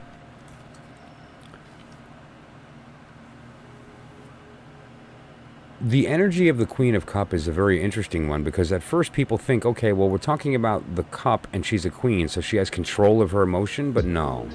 It's actually kind of the opposite. The energy of the Queen of Cups is, if you can imagine this, and anyone who knows or has any Geminis in their family, the energy here is Gemini in Cancer. Are there anyone in the room that's familiar with the vocabulary of astrology? But Gemini is like two sides, right? Sometimes it can also be a volatile change between those two sides of the personality. And then you have Cancer, which is also the idea of this cycle and the movement and the motion. And so typically what you see with the Queen of Cups is sort of the strong moon energy. And what does that mean? That means cycles, up, down, full, empty, happy, sad. And there's a lot of dynamic energy with respect to that. And now, in the position that it's in right now with the context of the reading, we're talking about where you're coming from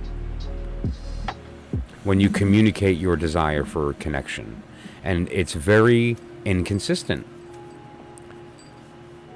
It's kind of different dependent upon who's in the room or who you're talking to or who you think you're communicating with, because that's what gives you the kind of like, oh, here's how I think I should approach it, rather than just kind of being yourself, right?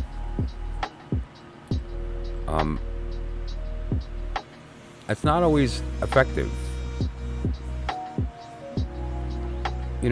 Water has this power to take the shape of the container that it's in, right? So if I take water and I put it in a cup, it takes the shape of the cup. And if I put it in a plate, it's going to take the shape of the plate. And if I put it in a square, it's going to take the shape of it. Water can take the shape of its container, but it also has this other power. And that power is it can soak through. It can destroy by soaking and molding, and it can also break rock. It can, it can kind of carve mountains. Okay, great. Thank you, Jocelyn. Right? And so there's a lot of different things that water can do that we don't consider that it can do. It is actually very powerful, although it seems submissive. It seems like its job, it just takes the shape, but that's not why it does what it does. Water does what it does for the desire to become as close to the middle as possible. Oh, did it cut out? Okay, I'm sorry. If that was me, I apologize. But you can certainly roll back on the video and watch the part that you've missed. It'll be up, and I don't take them down, so this video will be up for you to watch later as well. So even when the stream ends, you can go back to you seeing your name on top, and you can see the reading. So the idea here is that water has the ability to take the shape of the environment that it's in, but it does it as a willful act of wanting to become as close to center as possible. It wants to it has a will to go to a certain place. And so when you combine these things, it's you're quite welcome. It begs the knowledge that you need to be careful to maintain control, and the way to do that might not always be as easy as you think. But it kind of is. It just depends upon how you go about that. And the one way to go about that is valuable is to recognize that that's even happening. To just recognize that. Recognize the fact that the volatility of emotion, which is not a bad word, it just means that there's dynamic up and down in different sensations, feelings.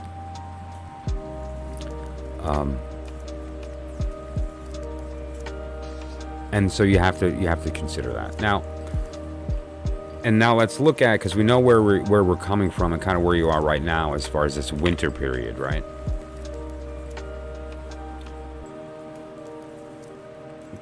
the question I asked when pulling this card is what is her next step? Like, what is the action that she needs to take? Like, what's the actual steps that need to be taken? And now, this is a really cool card. And I'm going to pull it up in the rider so that you can see it. Because this is really almost like a pip version. And so it's a little tough. We're talking about Leo, and we're talking about Mars. We're talking about fire in the wand, but it's also the element of water associated with that, and we'll talk about that in a second here. Basically, that there's motion, but we're looking at 7. Let me pop it up. There you go. And so you'll see this card, and people who have popped in on the stream, this card's come up a lot lately, actually. And you'll notice I use like multiple decks. You know, I pull out kind of randomly, but whatever I'm feeling at the moment. And I use multiple decks, and I keep coming up with the 7 of Wand all over the place. It's the idea of having the high ground, and the fact that although you are constantly being thrown adversity, you're going to come out okay. Like it's the idea of this. When you know that a battle is about to come, you typically, in order to prepare for that battle, you generate the strength to do that. And the way that comes is in the form of courage, because you're afraid. And then what you do is you generate the strength to do in spite of being afraid. And we have a word for that, and we call that courage. Right? Courage is acting even though you're scared. But now you're in the battle. The battle's happening, right? You've got multiple adversaries. You're doing fine. You're winning. You don't have time to be afraid. So the fear disappears. But so then does the courage. So now the courage disappears too. However, this energy, the strength that you've built up now to do the fight doesn't disappear. It's still there. It just has lost courage, it's lost fear, and so it becomes power. And so you've transformed fear into power through this transformation of courage, which allowed you to walk into this fight when nobody else would, stand the high ground, fight alone, knowing that you're going to be fine. And now I want you to notice an important part of this card. I love this energy. There's only one person in the card. Yes, there's multiple adversaries, but those 6 wands aren't being held by anyone. So what we're seeing here with respect to love and saying, like, what is the next action that you need to take? First thing you need to realize is that these adversaries are you. They're not there. They're similar to the sword, but different, because these are root. These are raw. This is not mental activity. This is real desire. But what you have to do is to recognize the desires that you have that aren't serving you and let them go, because that's what's affecting, that's what's making, let me get rid of these here. This happened. This is not a mental activity. This is being driven by this. So what this means is that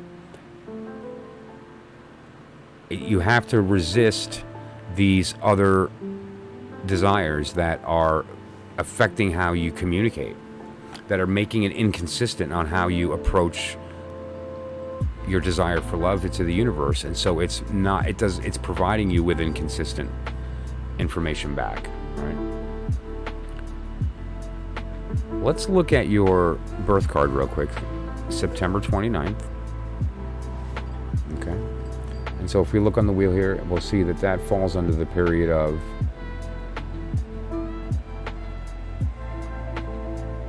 Two of Sword. Oh, what a beautiful card. I love the Two of Sword.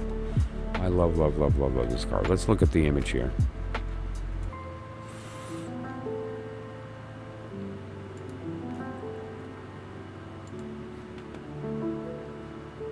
Let me get rid of some of the distraction. I apologize.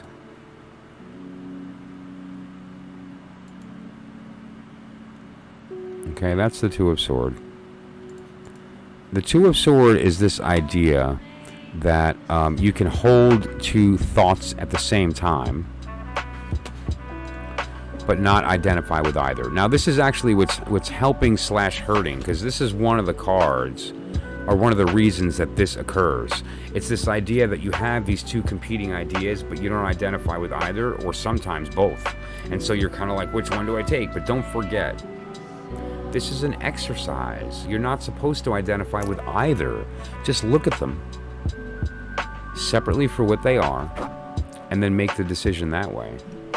And always employ your heart in that process, right? It's the idea of this connection between the two, and we have to be able to try to recognize which one's talking. Is it the head or the heart? So let's change this up here so you're not confused.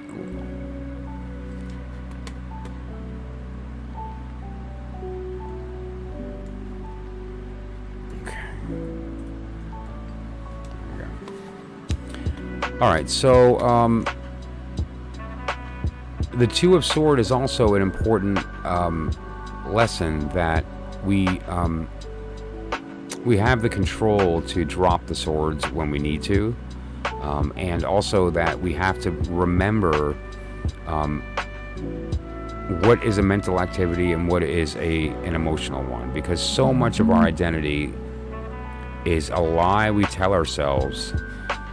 Because our ego tricked us into thinking that we are our thoughts, and that's not the case. And so the action card here, the lesson, the thing that you're supposed to do is to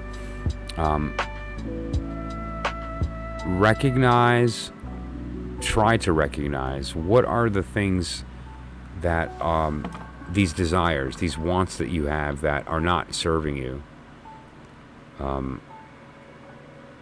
that are getting in the way of how you interact with people, how you communicate with people when you're communicating love. And more importantly, to yourself. Because here's the deal, if you put out a certain want that you don't actually want, and then you get that thing, you're not going to be satisfied. You're going to receive it and go, oh wow, this is the thing I thought I wanted. But then you get it and you're like, wow, this is not really what I wanted.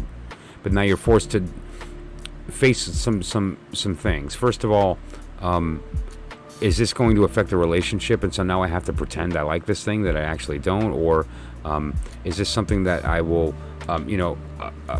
build into my personality, and it's not actually part of who I am, which can be a very harmful experience. There's all these different opportunities for bad things to happen when we're not authentic. And it's important that we do that, right? It's important that we do whatever we can to maintain authenticity, because what authenticity is recognition that our higher self and lower self speak different languages, and the higher self is smarter, right? And whenever we can, we should try to find that strength and that place to at least glimpse that higher world, if possible, right? And when we do that, love happens. Because what's happening? We, instead of reflecting the world, so we draw the attention of the worldly, we shine our own inner light, and we draw the attention of those who see that light as beautiful. And so love is automatic. It just comes to you when you're being yourself. Did you? Yeah, man. I have been there. Same. Hales is right there. I've been there recently several times, right? So, yeah. Careful what you seek and why, because the why matters. If you put out a need, like you're needy for love, you're going to attract people that are willing to use that. When you put out you're going to attract people that want you. And they're going to want you to be happy, and they're going to put you in a state of wanting them to be happy. And when the both of you are in, that's the foundation of the connection, it can't fail. When both are focused on nothing more than the other person's bliss, right? It's so rare, and it doesn't have to be. It just comes down to finding the right person, like not settling and not looking for something that's not what we really want or need. But yeah. And so I would certainly say to you, Jocelyn, if you do want to go through that work, if you are interested in looking at what are those factors, what are the wands that need to be looked at, those base desires, different than the Three of Swords that we looked at before, right? That was a mental activity. That's not the case here. These are pre-brain. These are before the mind. Like, these are actually kind of like almost karmic desires. These are almost like lessons that you need to learn, or these are almost like energies that you need to figure out why they're even there. You know, what are they a product of, right? And so there's a couple of things that I think might be relevant. The astrology house can really uncover a lot, because this is going through each individual major karmic section of your life with at least a minimum of 3 cards each, and then really getting a snapshot of what we're looking at, right? So it's 3 cards per house. It gets a good snapshot. Then we shuffle again, and we draw connections and look at, you know, different circumstances. The Celtic Cross has a certain very specific goal of, okay, well,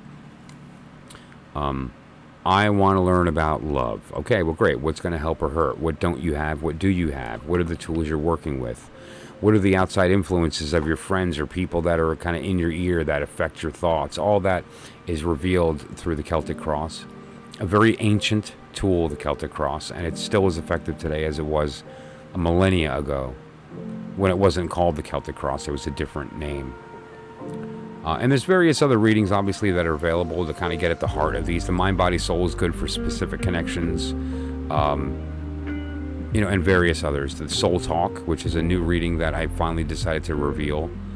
And so if you're curious about what that's all about, I have a basic version that I post up on this channel every day, but it's more specific. It's basically 9 cards. It's 3 per pile, so it's 9 instead of 3 cards in the actual reading. And there's 2 cards that are added related to you and the connection. And that would be in the $5 range. But so that said, though, that's available. And all I ask is if you did have any insight or perspective that I was able to contribute, that you like the video and consider a comment. It does make a difference. Okay, and so then finally, as far as readings are concerned, my final reading is going to be Krishna Nandi. If you are still in the room and are interested, just let me know, and we can. It turns out that Krishna Nandi is also interested in the matters of love. So let's take a look at that. And Jocelyn, I just want to say, sidebar, Jocelyn, you have been in my stream now often, and I appreciate that. And you've been very patient during the times where the list kind of did not allow for you to look into what you wanted to, and the fact that you've returned means that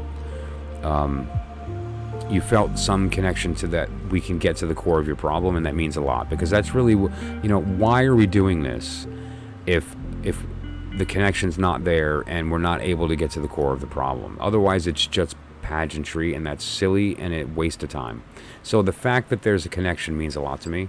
And the fact that you've continued to return means that you feel that too, and that we can use that. So if you're not willing, able, interested in a private reading, then anytime you want to pop back in the stream, we can go back to the question and look a little further. You know, it's just in the nature of keeping the stream going. I don't get too far into readings. Privately, we take as long as it takes. I don't care if it's 2 hours, that's what it takes. But so otherwise, I'll see you next time, and just you can go back in the video and from the beginning of the stream, since you lost it there, to take a look at that. Okay. So one more time, Krishna Nandi, if you're still in the room, let me know. You are up.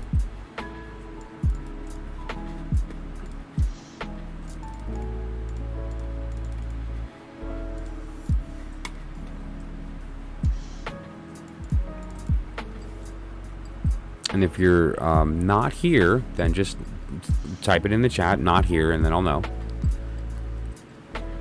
And no, really though, if Krishna Nandi is not here, then what we're going to do is pop over to the Sun Sign book, do some fun stuff in here with anyone that I didn't get to. Like Jocelyn, I don't believe we did you yet. All right, so let's do Jocelyn. I'm assuming you're still here. If not, then you'll see it when you come back on the video. But we're looking at September 29th, right? Two of Sword. Libra. And specifically Venus in Libra. But so this one is for Jocelyn, Libra. The narcissist, right? Let's do...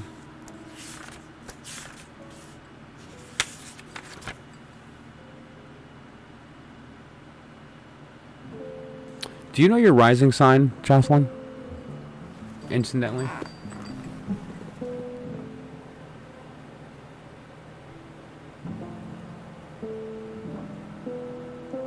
Like I happen to be a Capricorn rising. So as an example, let me go to Sagittarius and read Capricorn rising. A most serious, small Sagittarian who is genuinely interested in others. That's actually bullseye. That's funny. Yeah, I'm 5'7" and 155 pounds. You know, I'm not a large person. So I am definitely a small Sagittarian. And I am genuinely interested in others. That's totally true. So let's see what it has to say about Jocelyn. If you know your rising sign. If not, let's take a little look at the inner workings of Jocelyn's personality. What can we learn about her?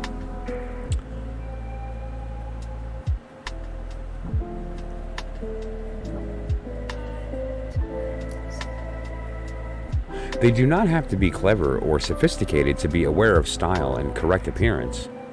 But the more sophisticated they are, the more time they spend searching for clothes and more ways to look beautiful. If you think this smacks of self-love, you're right. This sign is the incomparable narcissist of the zodiac.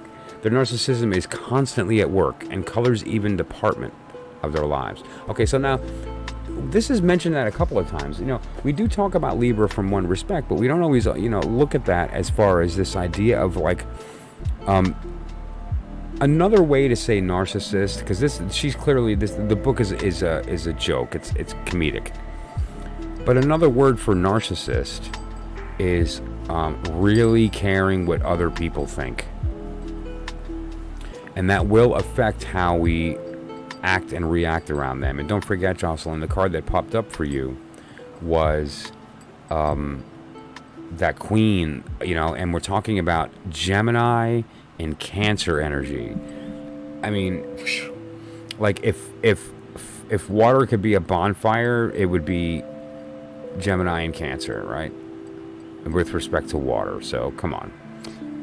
But yeah, so that said though, I'm going to pull a random card for the remainder of the evening. There's a link in the description to this deck, the Tarot of Ceremonial Magic, which if you read or watched the beginning of the stream here, we talked a little bit about color with respect to tarot and music and how we can use that to transfer tarot cards into musical notes and play readings, play birth cards, play connections, and that's important when we're trying to explore the full breadth of this vocabulary that we access. And Ceremonial Magic, what a great deck, kind of has done a lot of the legwork and is almost like a mini cheat sheet. It's almost like a cliff note. Actually, that's not accurate because it doesn't remove, it adds. It's a cheat sheet to Kabbalah, Goetic, Enochian,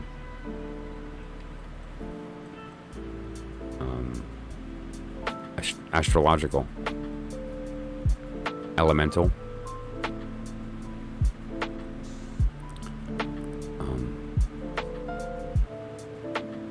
there's even mandalas that are relevant, the I Ching, and the color system is very, very expertly coded into some of the artwork, as well as you'll see it down here.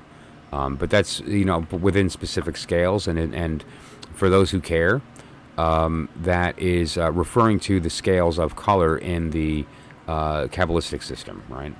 And so what we're referring to here We talked about many times that this wheel on the right is the tarot. That is the tarot.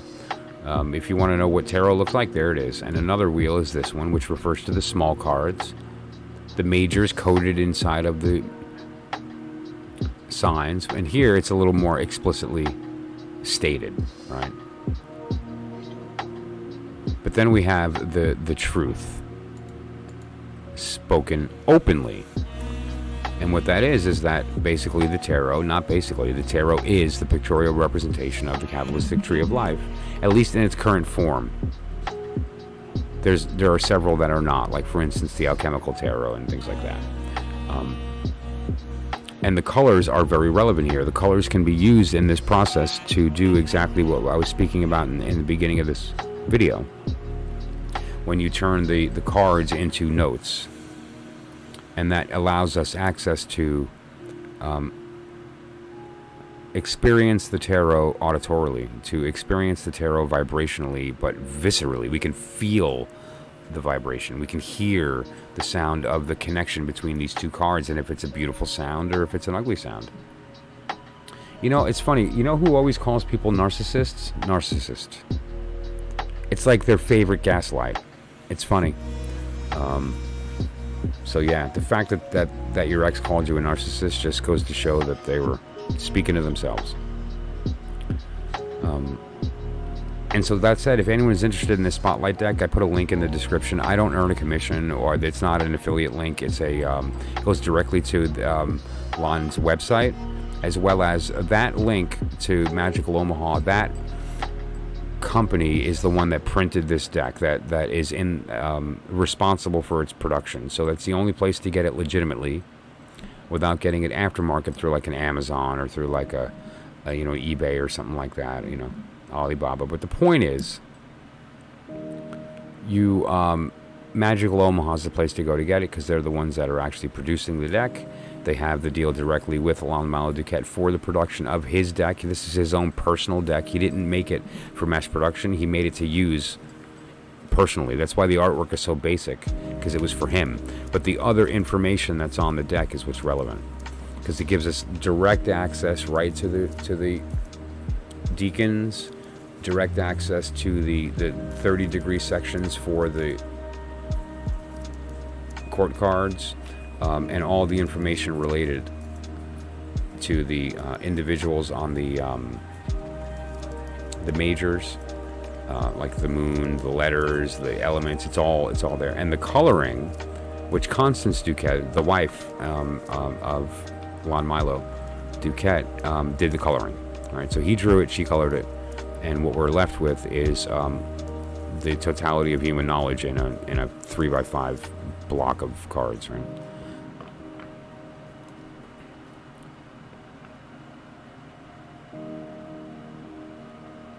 It's funny, yeah, that's, everybody who manifests as a human is going to display narcissistic tendencies to some degree. The question is how many and how much, and that's what determines a narcissist. So we all have that, self-love. We all have the idea of caring about what people think of us, of wanting our identity to be validated and all these things, but to take it to the nth degree where we actually consume the energy of another in order to make that happen, and use tactics in order that we justify our identity through other people's grandiose delusions that we install in them for that purpose, is a slightly different circumstance than thinking, I look good today, That's not a narcissist, that's a human. A narcissist is someone that says, man, I look good today, and they have no idea what I'm going to do to them tonight. And the reality is that person's never met you, and they don't care who you are and how you think you feel, right?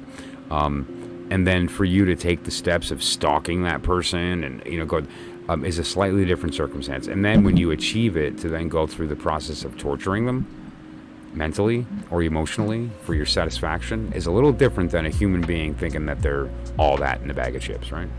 So, because that's just humanity.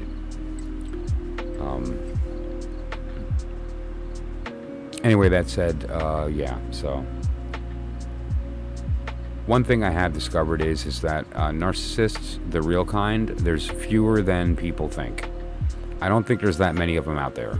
I think that they exist and they are real, but the kind that are actually dangerous are fewer and far between. And I think that the word it's a buzzword and on social media feeds, and it's a way to attack the people in our lives that we are threatened by, like exes and so on. Not that you're attacking your ex, that's not what I mean, but you get the idea, right? And so you know, it's one of those things. Oh, you're back, you made it. Okay. Let's, because I closed the list.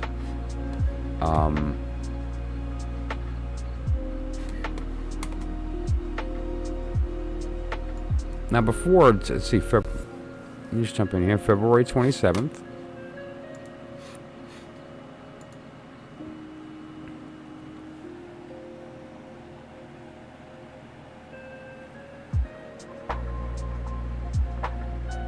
Wow, my eyes are not what they used to be. See, I can't even use this wheel on the stream. I have to use this one because I can't see. Man, age hits you, right?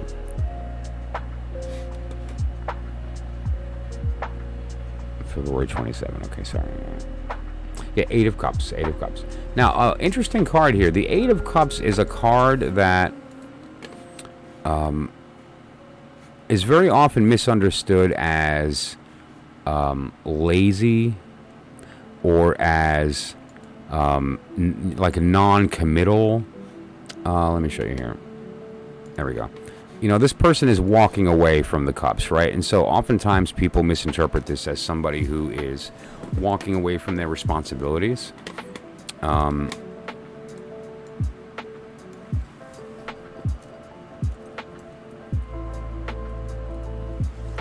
You know, or somebody who doesn't want to face their demons, and so they're walking away, right? Now, I really like the fact that coincidentally we're in a period of time that is relevant to the Hermit, because the Hermit is a very important part of this card, all right? This gentleman / lady in the Eight of Cups is taking the journey of the Hermit. This is them walking away with the intent of discovering what's in those cups, the only way that they can, which is in the darkness. We talked about the Hermit ad nauseum this evening, and it's really just about the truth being very hard to discern in the light, but in the darkness we're forced to use our inner light, and that only shines on the truth. But we have to take the step. We have to choose that journey. It doesn't just happen to us.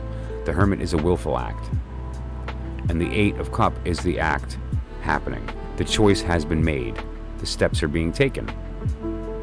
Now, the fact that this appears in your birth card represents that you are prone to this. It's easy for you to do this. Although you value relationships and you value friendships and you value your things in your life, it's easy for you to walk away from them when it means knowing the truth. Some people can see that as irresponsibility. Some people might see that as selfish or lacking motivation, because it might appear from the outside that you're avoiding responsibility, but what you're doing is recognizing that those responsibilities are actually a burden being imposed upon you that's stopping you from growing. And when you have those realizations, you could easily walk away. The question is how easy is it for you to have that realization? How easy is it for you to realize when something isn't good and then elicit the step to walk away and enter the phase of the Hermit? The 10 that we're in right now is the stage of when you walk away, and while you're in the state of the Hermit and you're reflecting on that process. Let me pop up the period of time that we're in right now.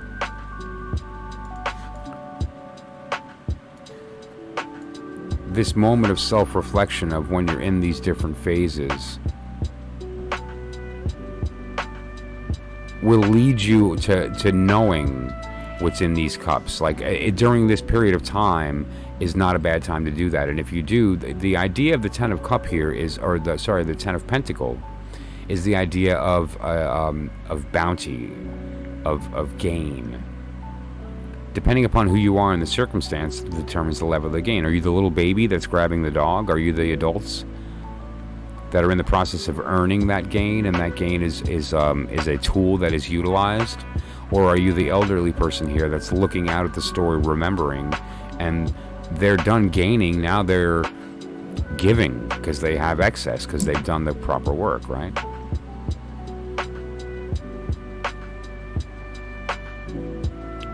So at the end of this process, it's up to you to take the step into the darkness with the intent of realizing that the only way to see the truth is without using your eyes. And you get that at the core level. That's what the Eight of Cups means. It's like built into you. All you have to do is ignore the chatter. Don't let them get to you, okay, Krishna? The fact is that nobody knows but you. And it's not your job to convince them. It's your job to convince yourself. And you've already done that. So let it go.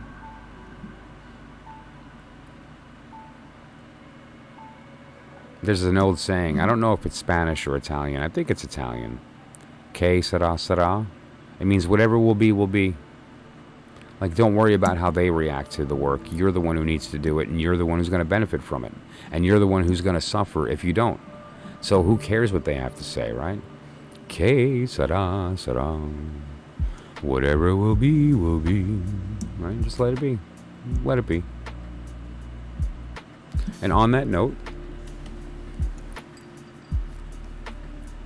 what note was that? Blue? Green?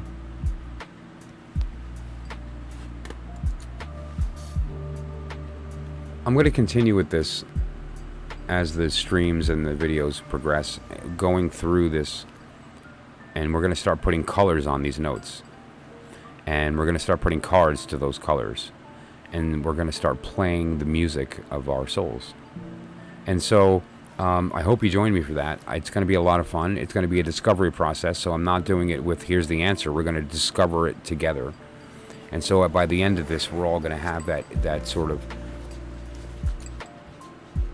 organic, real connection to the information. Okay. Well, I'll say this. Let me leave you with this then. The good news is that when you are able to do this work, that the reward is real. It's an actual physical reward. It's not just a spiritual one. Okay, guys, so listen, anyone who joined the stream today, I really thank you so much. All I ask of anybody that joins my streams is that if you find value in what I do here, you give it a like. I love that. I like the sound of that too. Smart people are awesome. You give the video a like and you consider commenting, it does make a difference. I am busting my butt to grow on YouTube, and I'm not going to stop. And so that said, any little bit of interaction makes a difference to put my face in front of more people so that hopefully they'll hear my voice, which is why I'm doing this. And so that said, I really appreciate everybody that came in tonight. If I can help you in any way, give me a call or a text message at that number. It's also connected to WhatsApp, and I do answer my messages. I have a kind of a crazy busy life with my hours being weird and so on, so I answer when I can, but I do answer. And otherwise, you can email, direct message, anybody who feels the desire to donate, anyone who donates $10 or more for any reason, whether it's for a reading or because you feel like buying me a cup of coffee, will get a free incense kit. It's very neat. It's basically the incense, the backflow in various smells, and it's kind of an intuitive process of me trying to figure out what emotion elicits what. And it's very similar to picking cards when I put the package together, to kind of figure out sort of how, like, what's going to be what they need at this moment.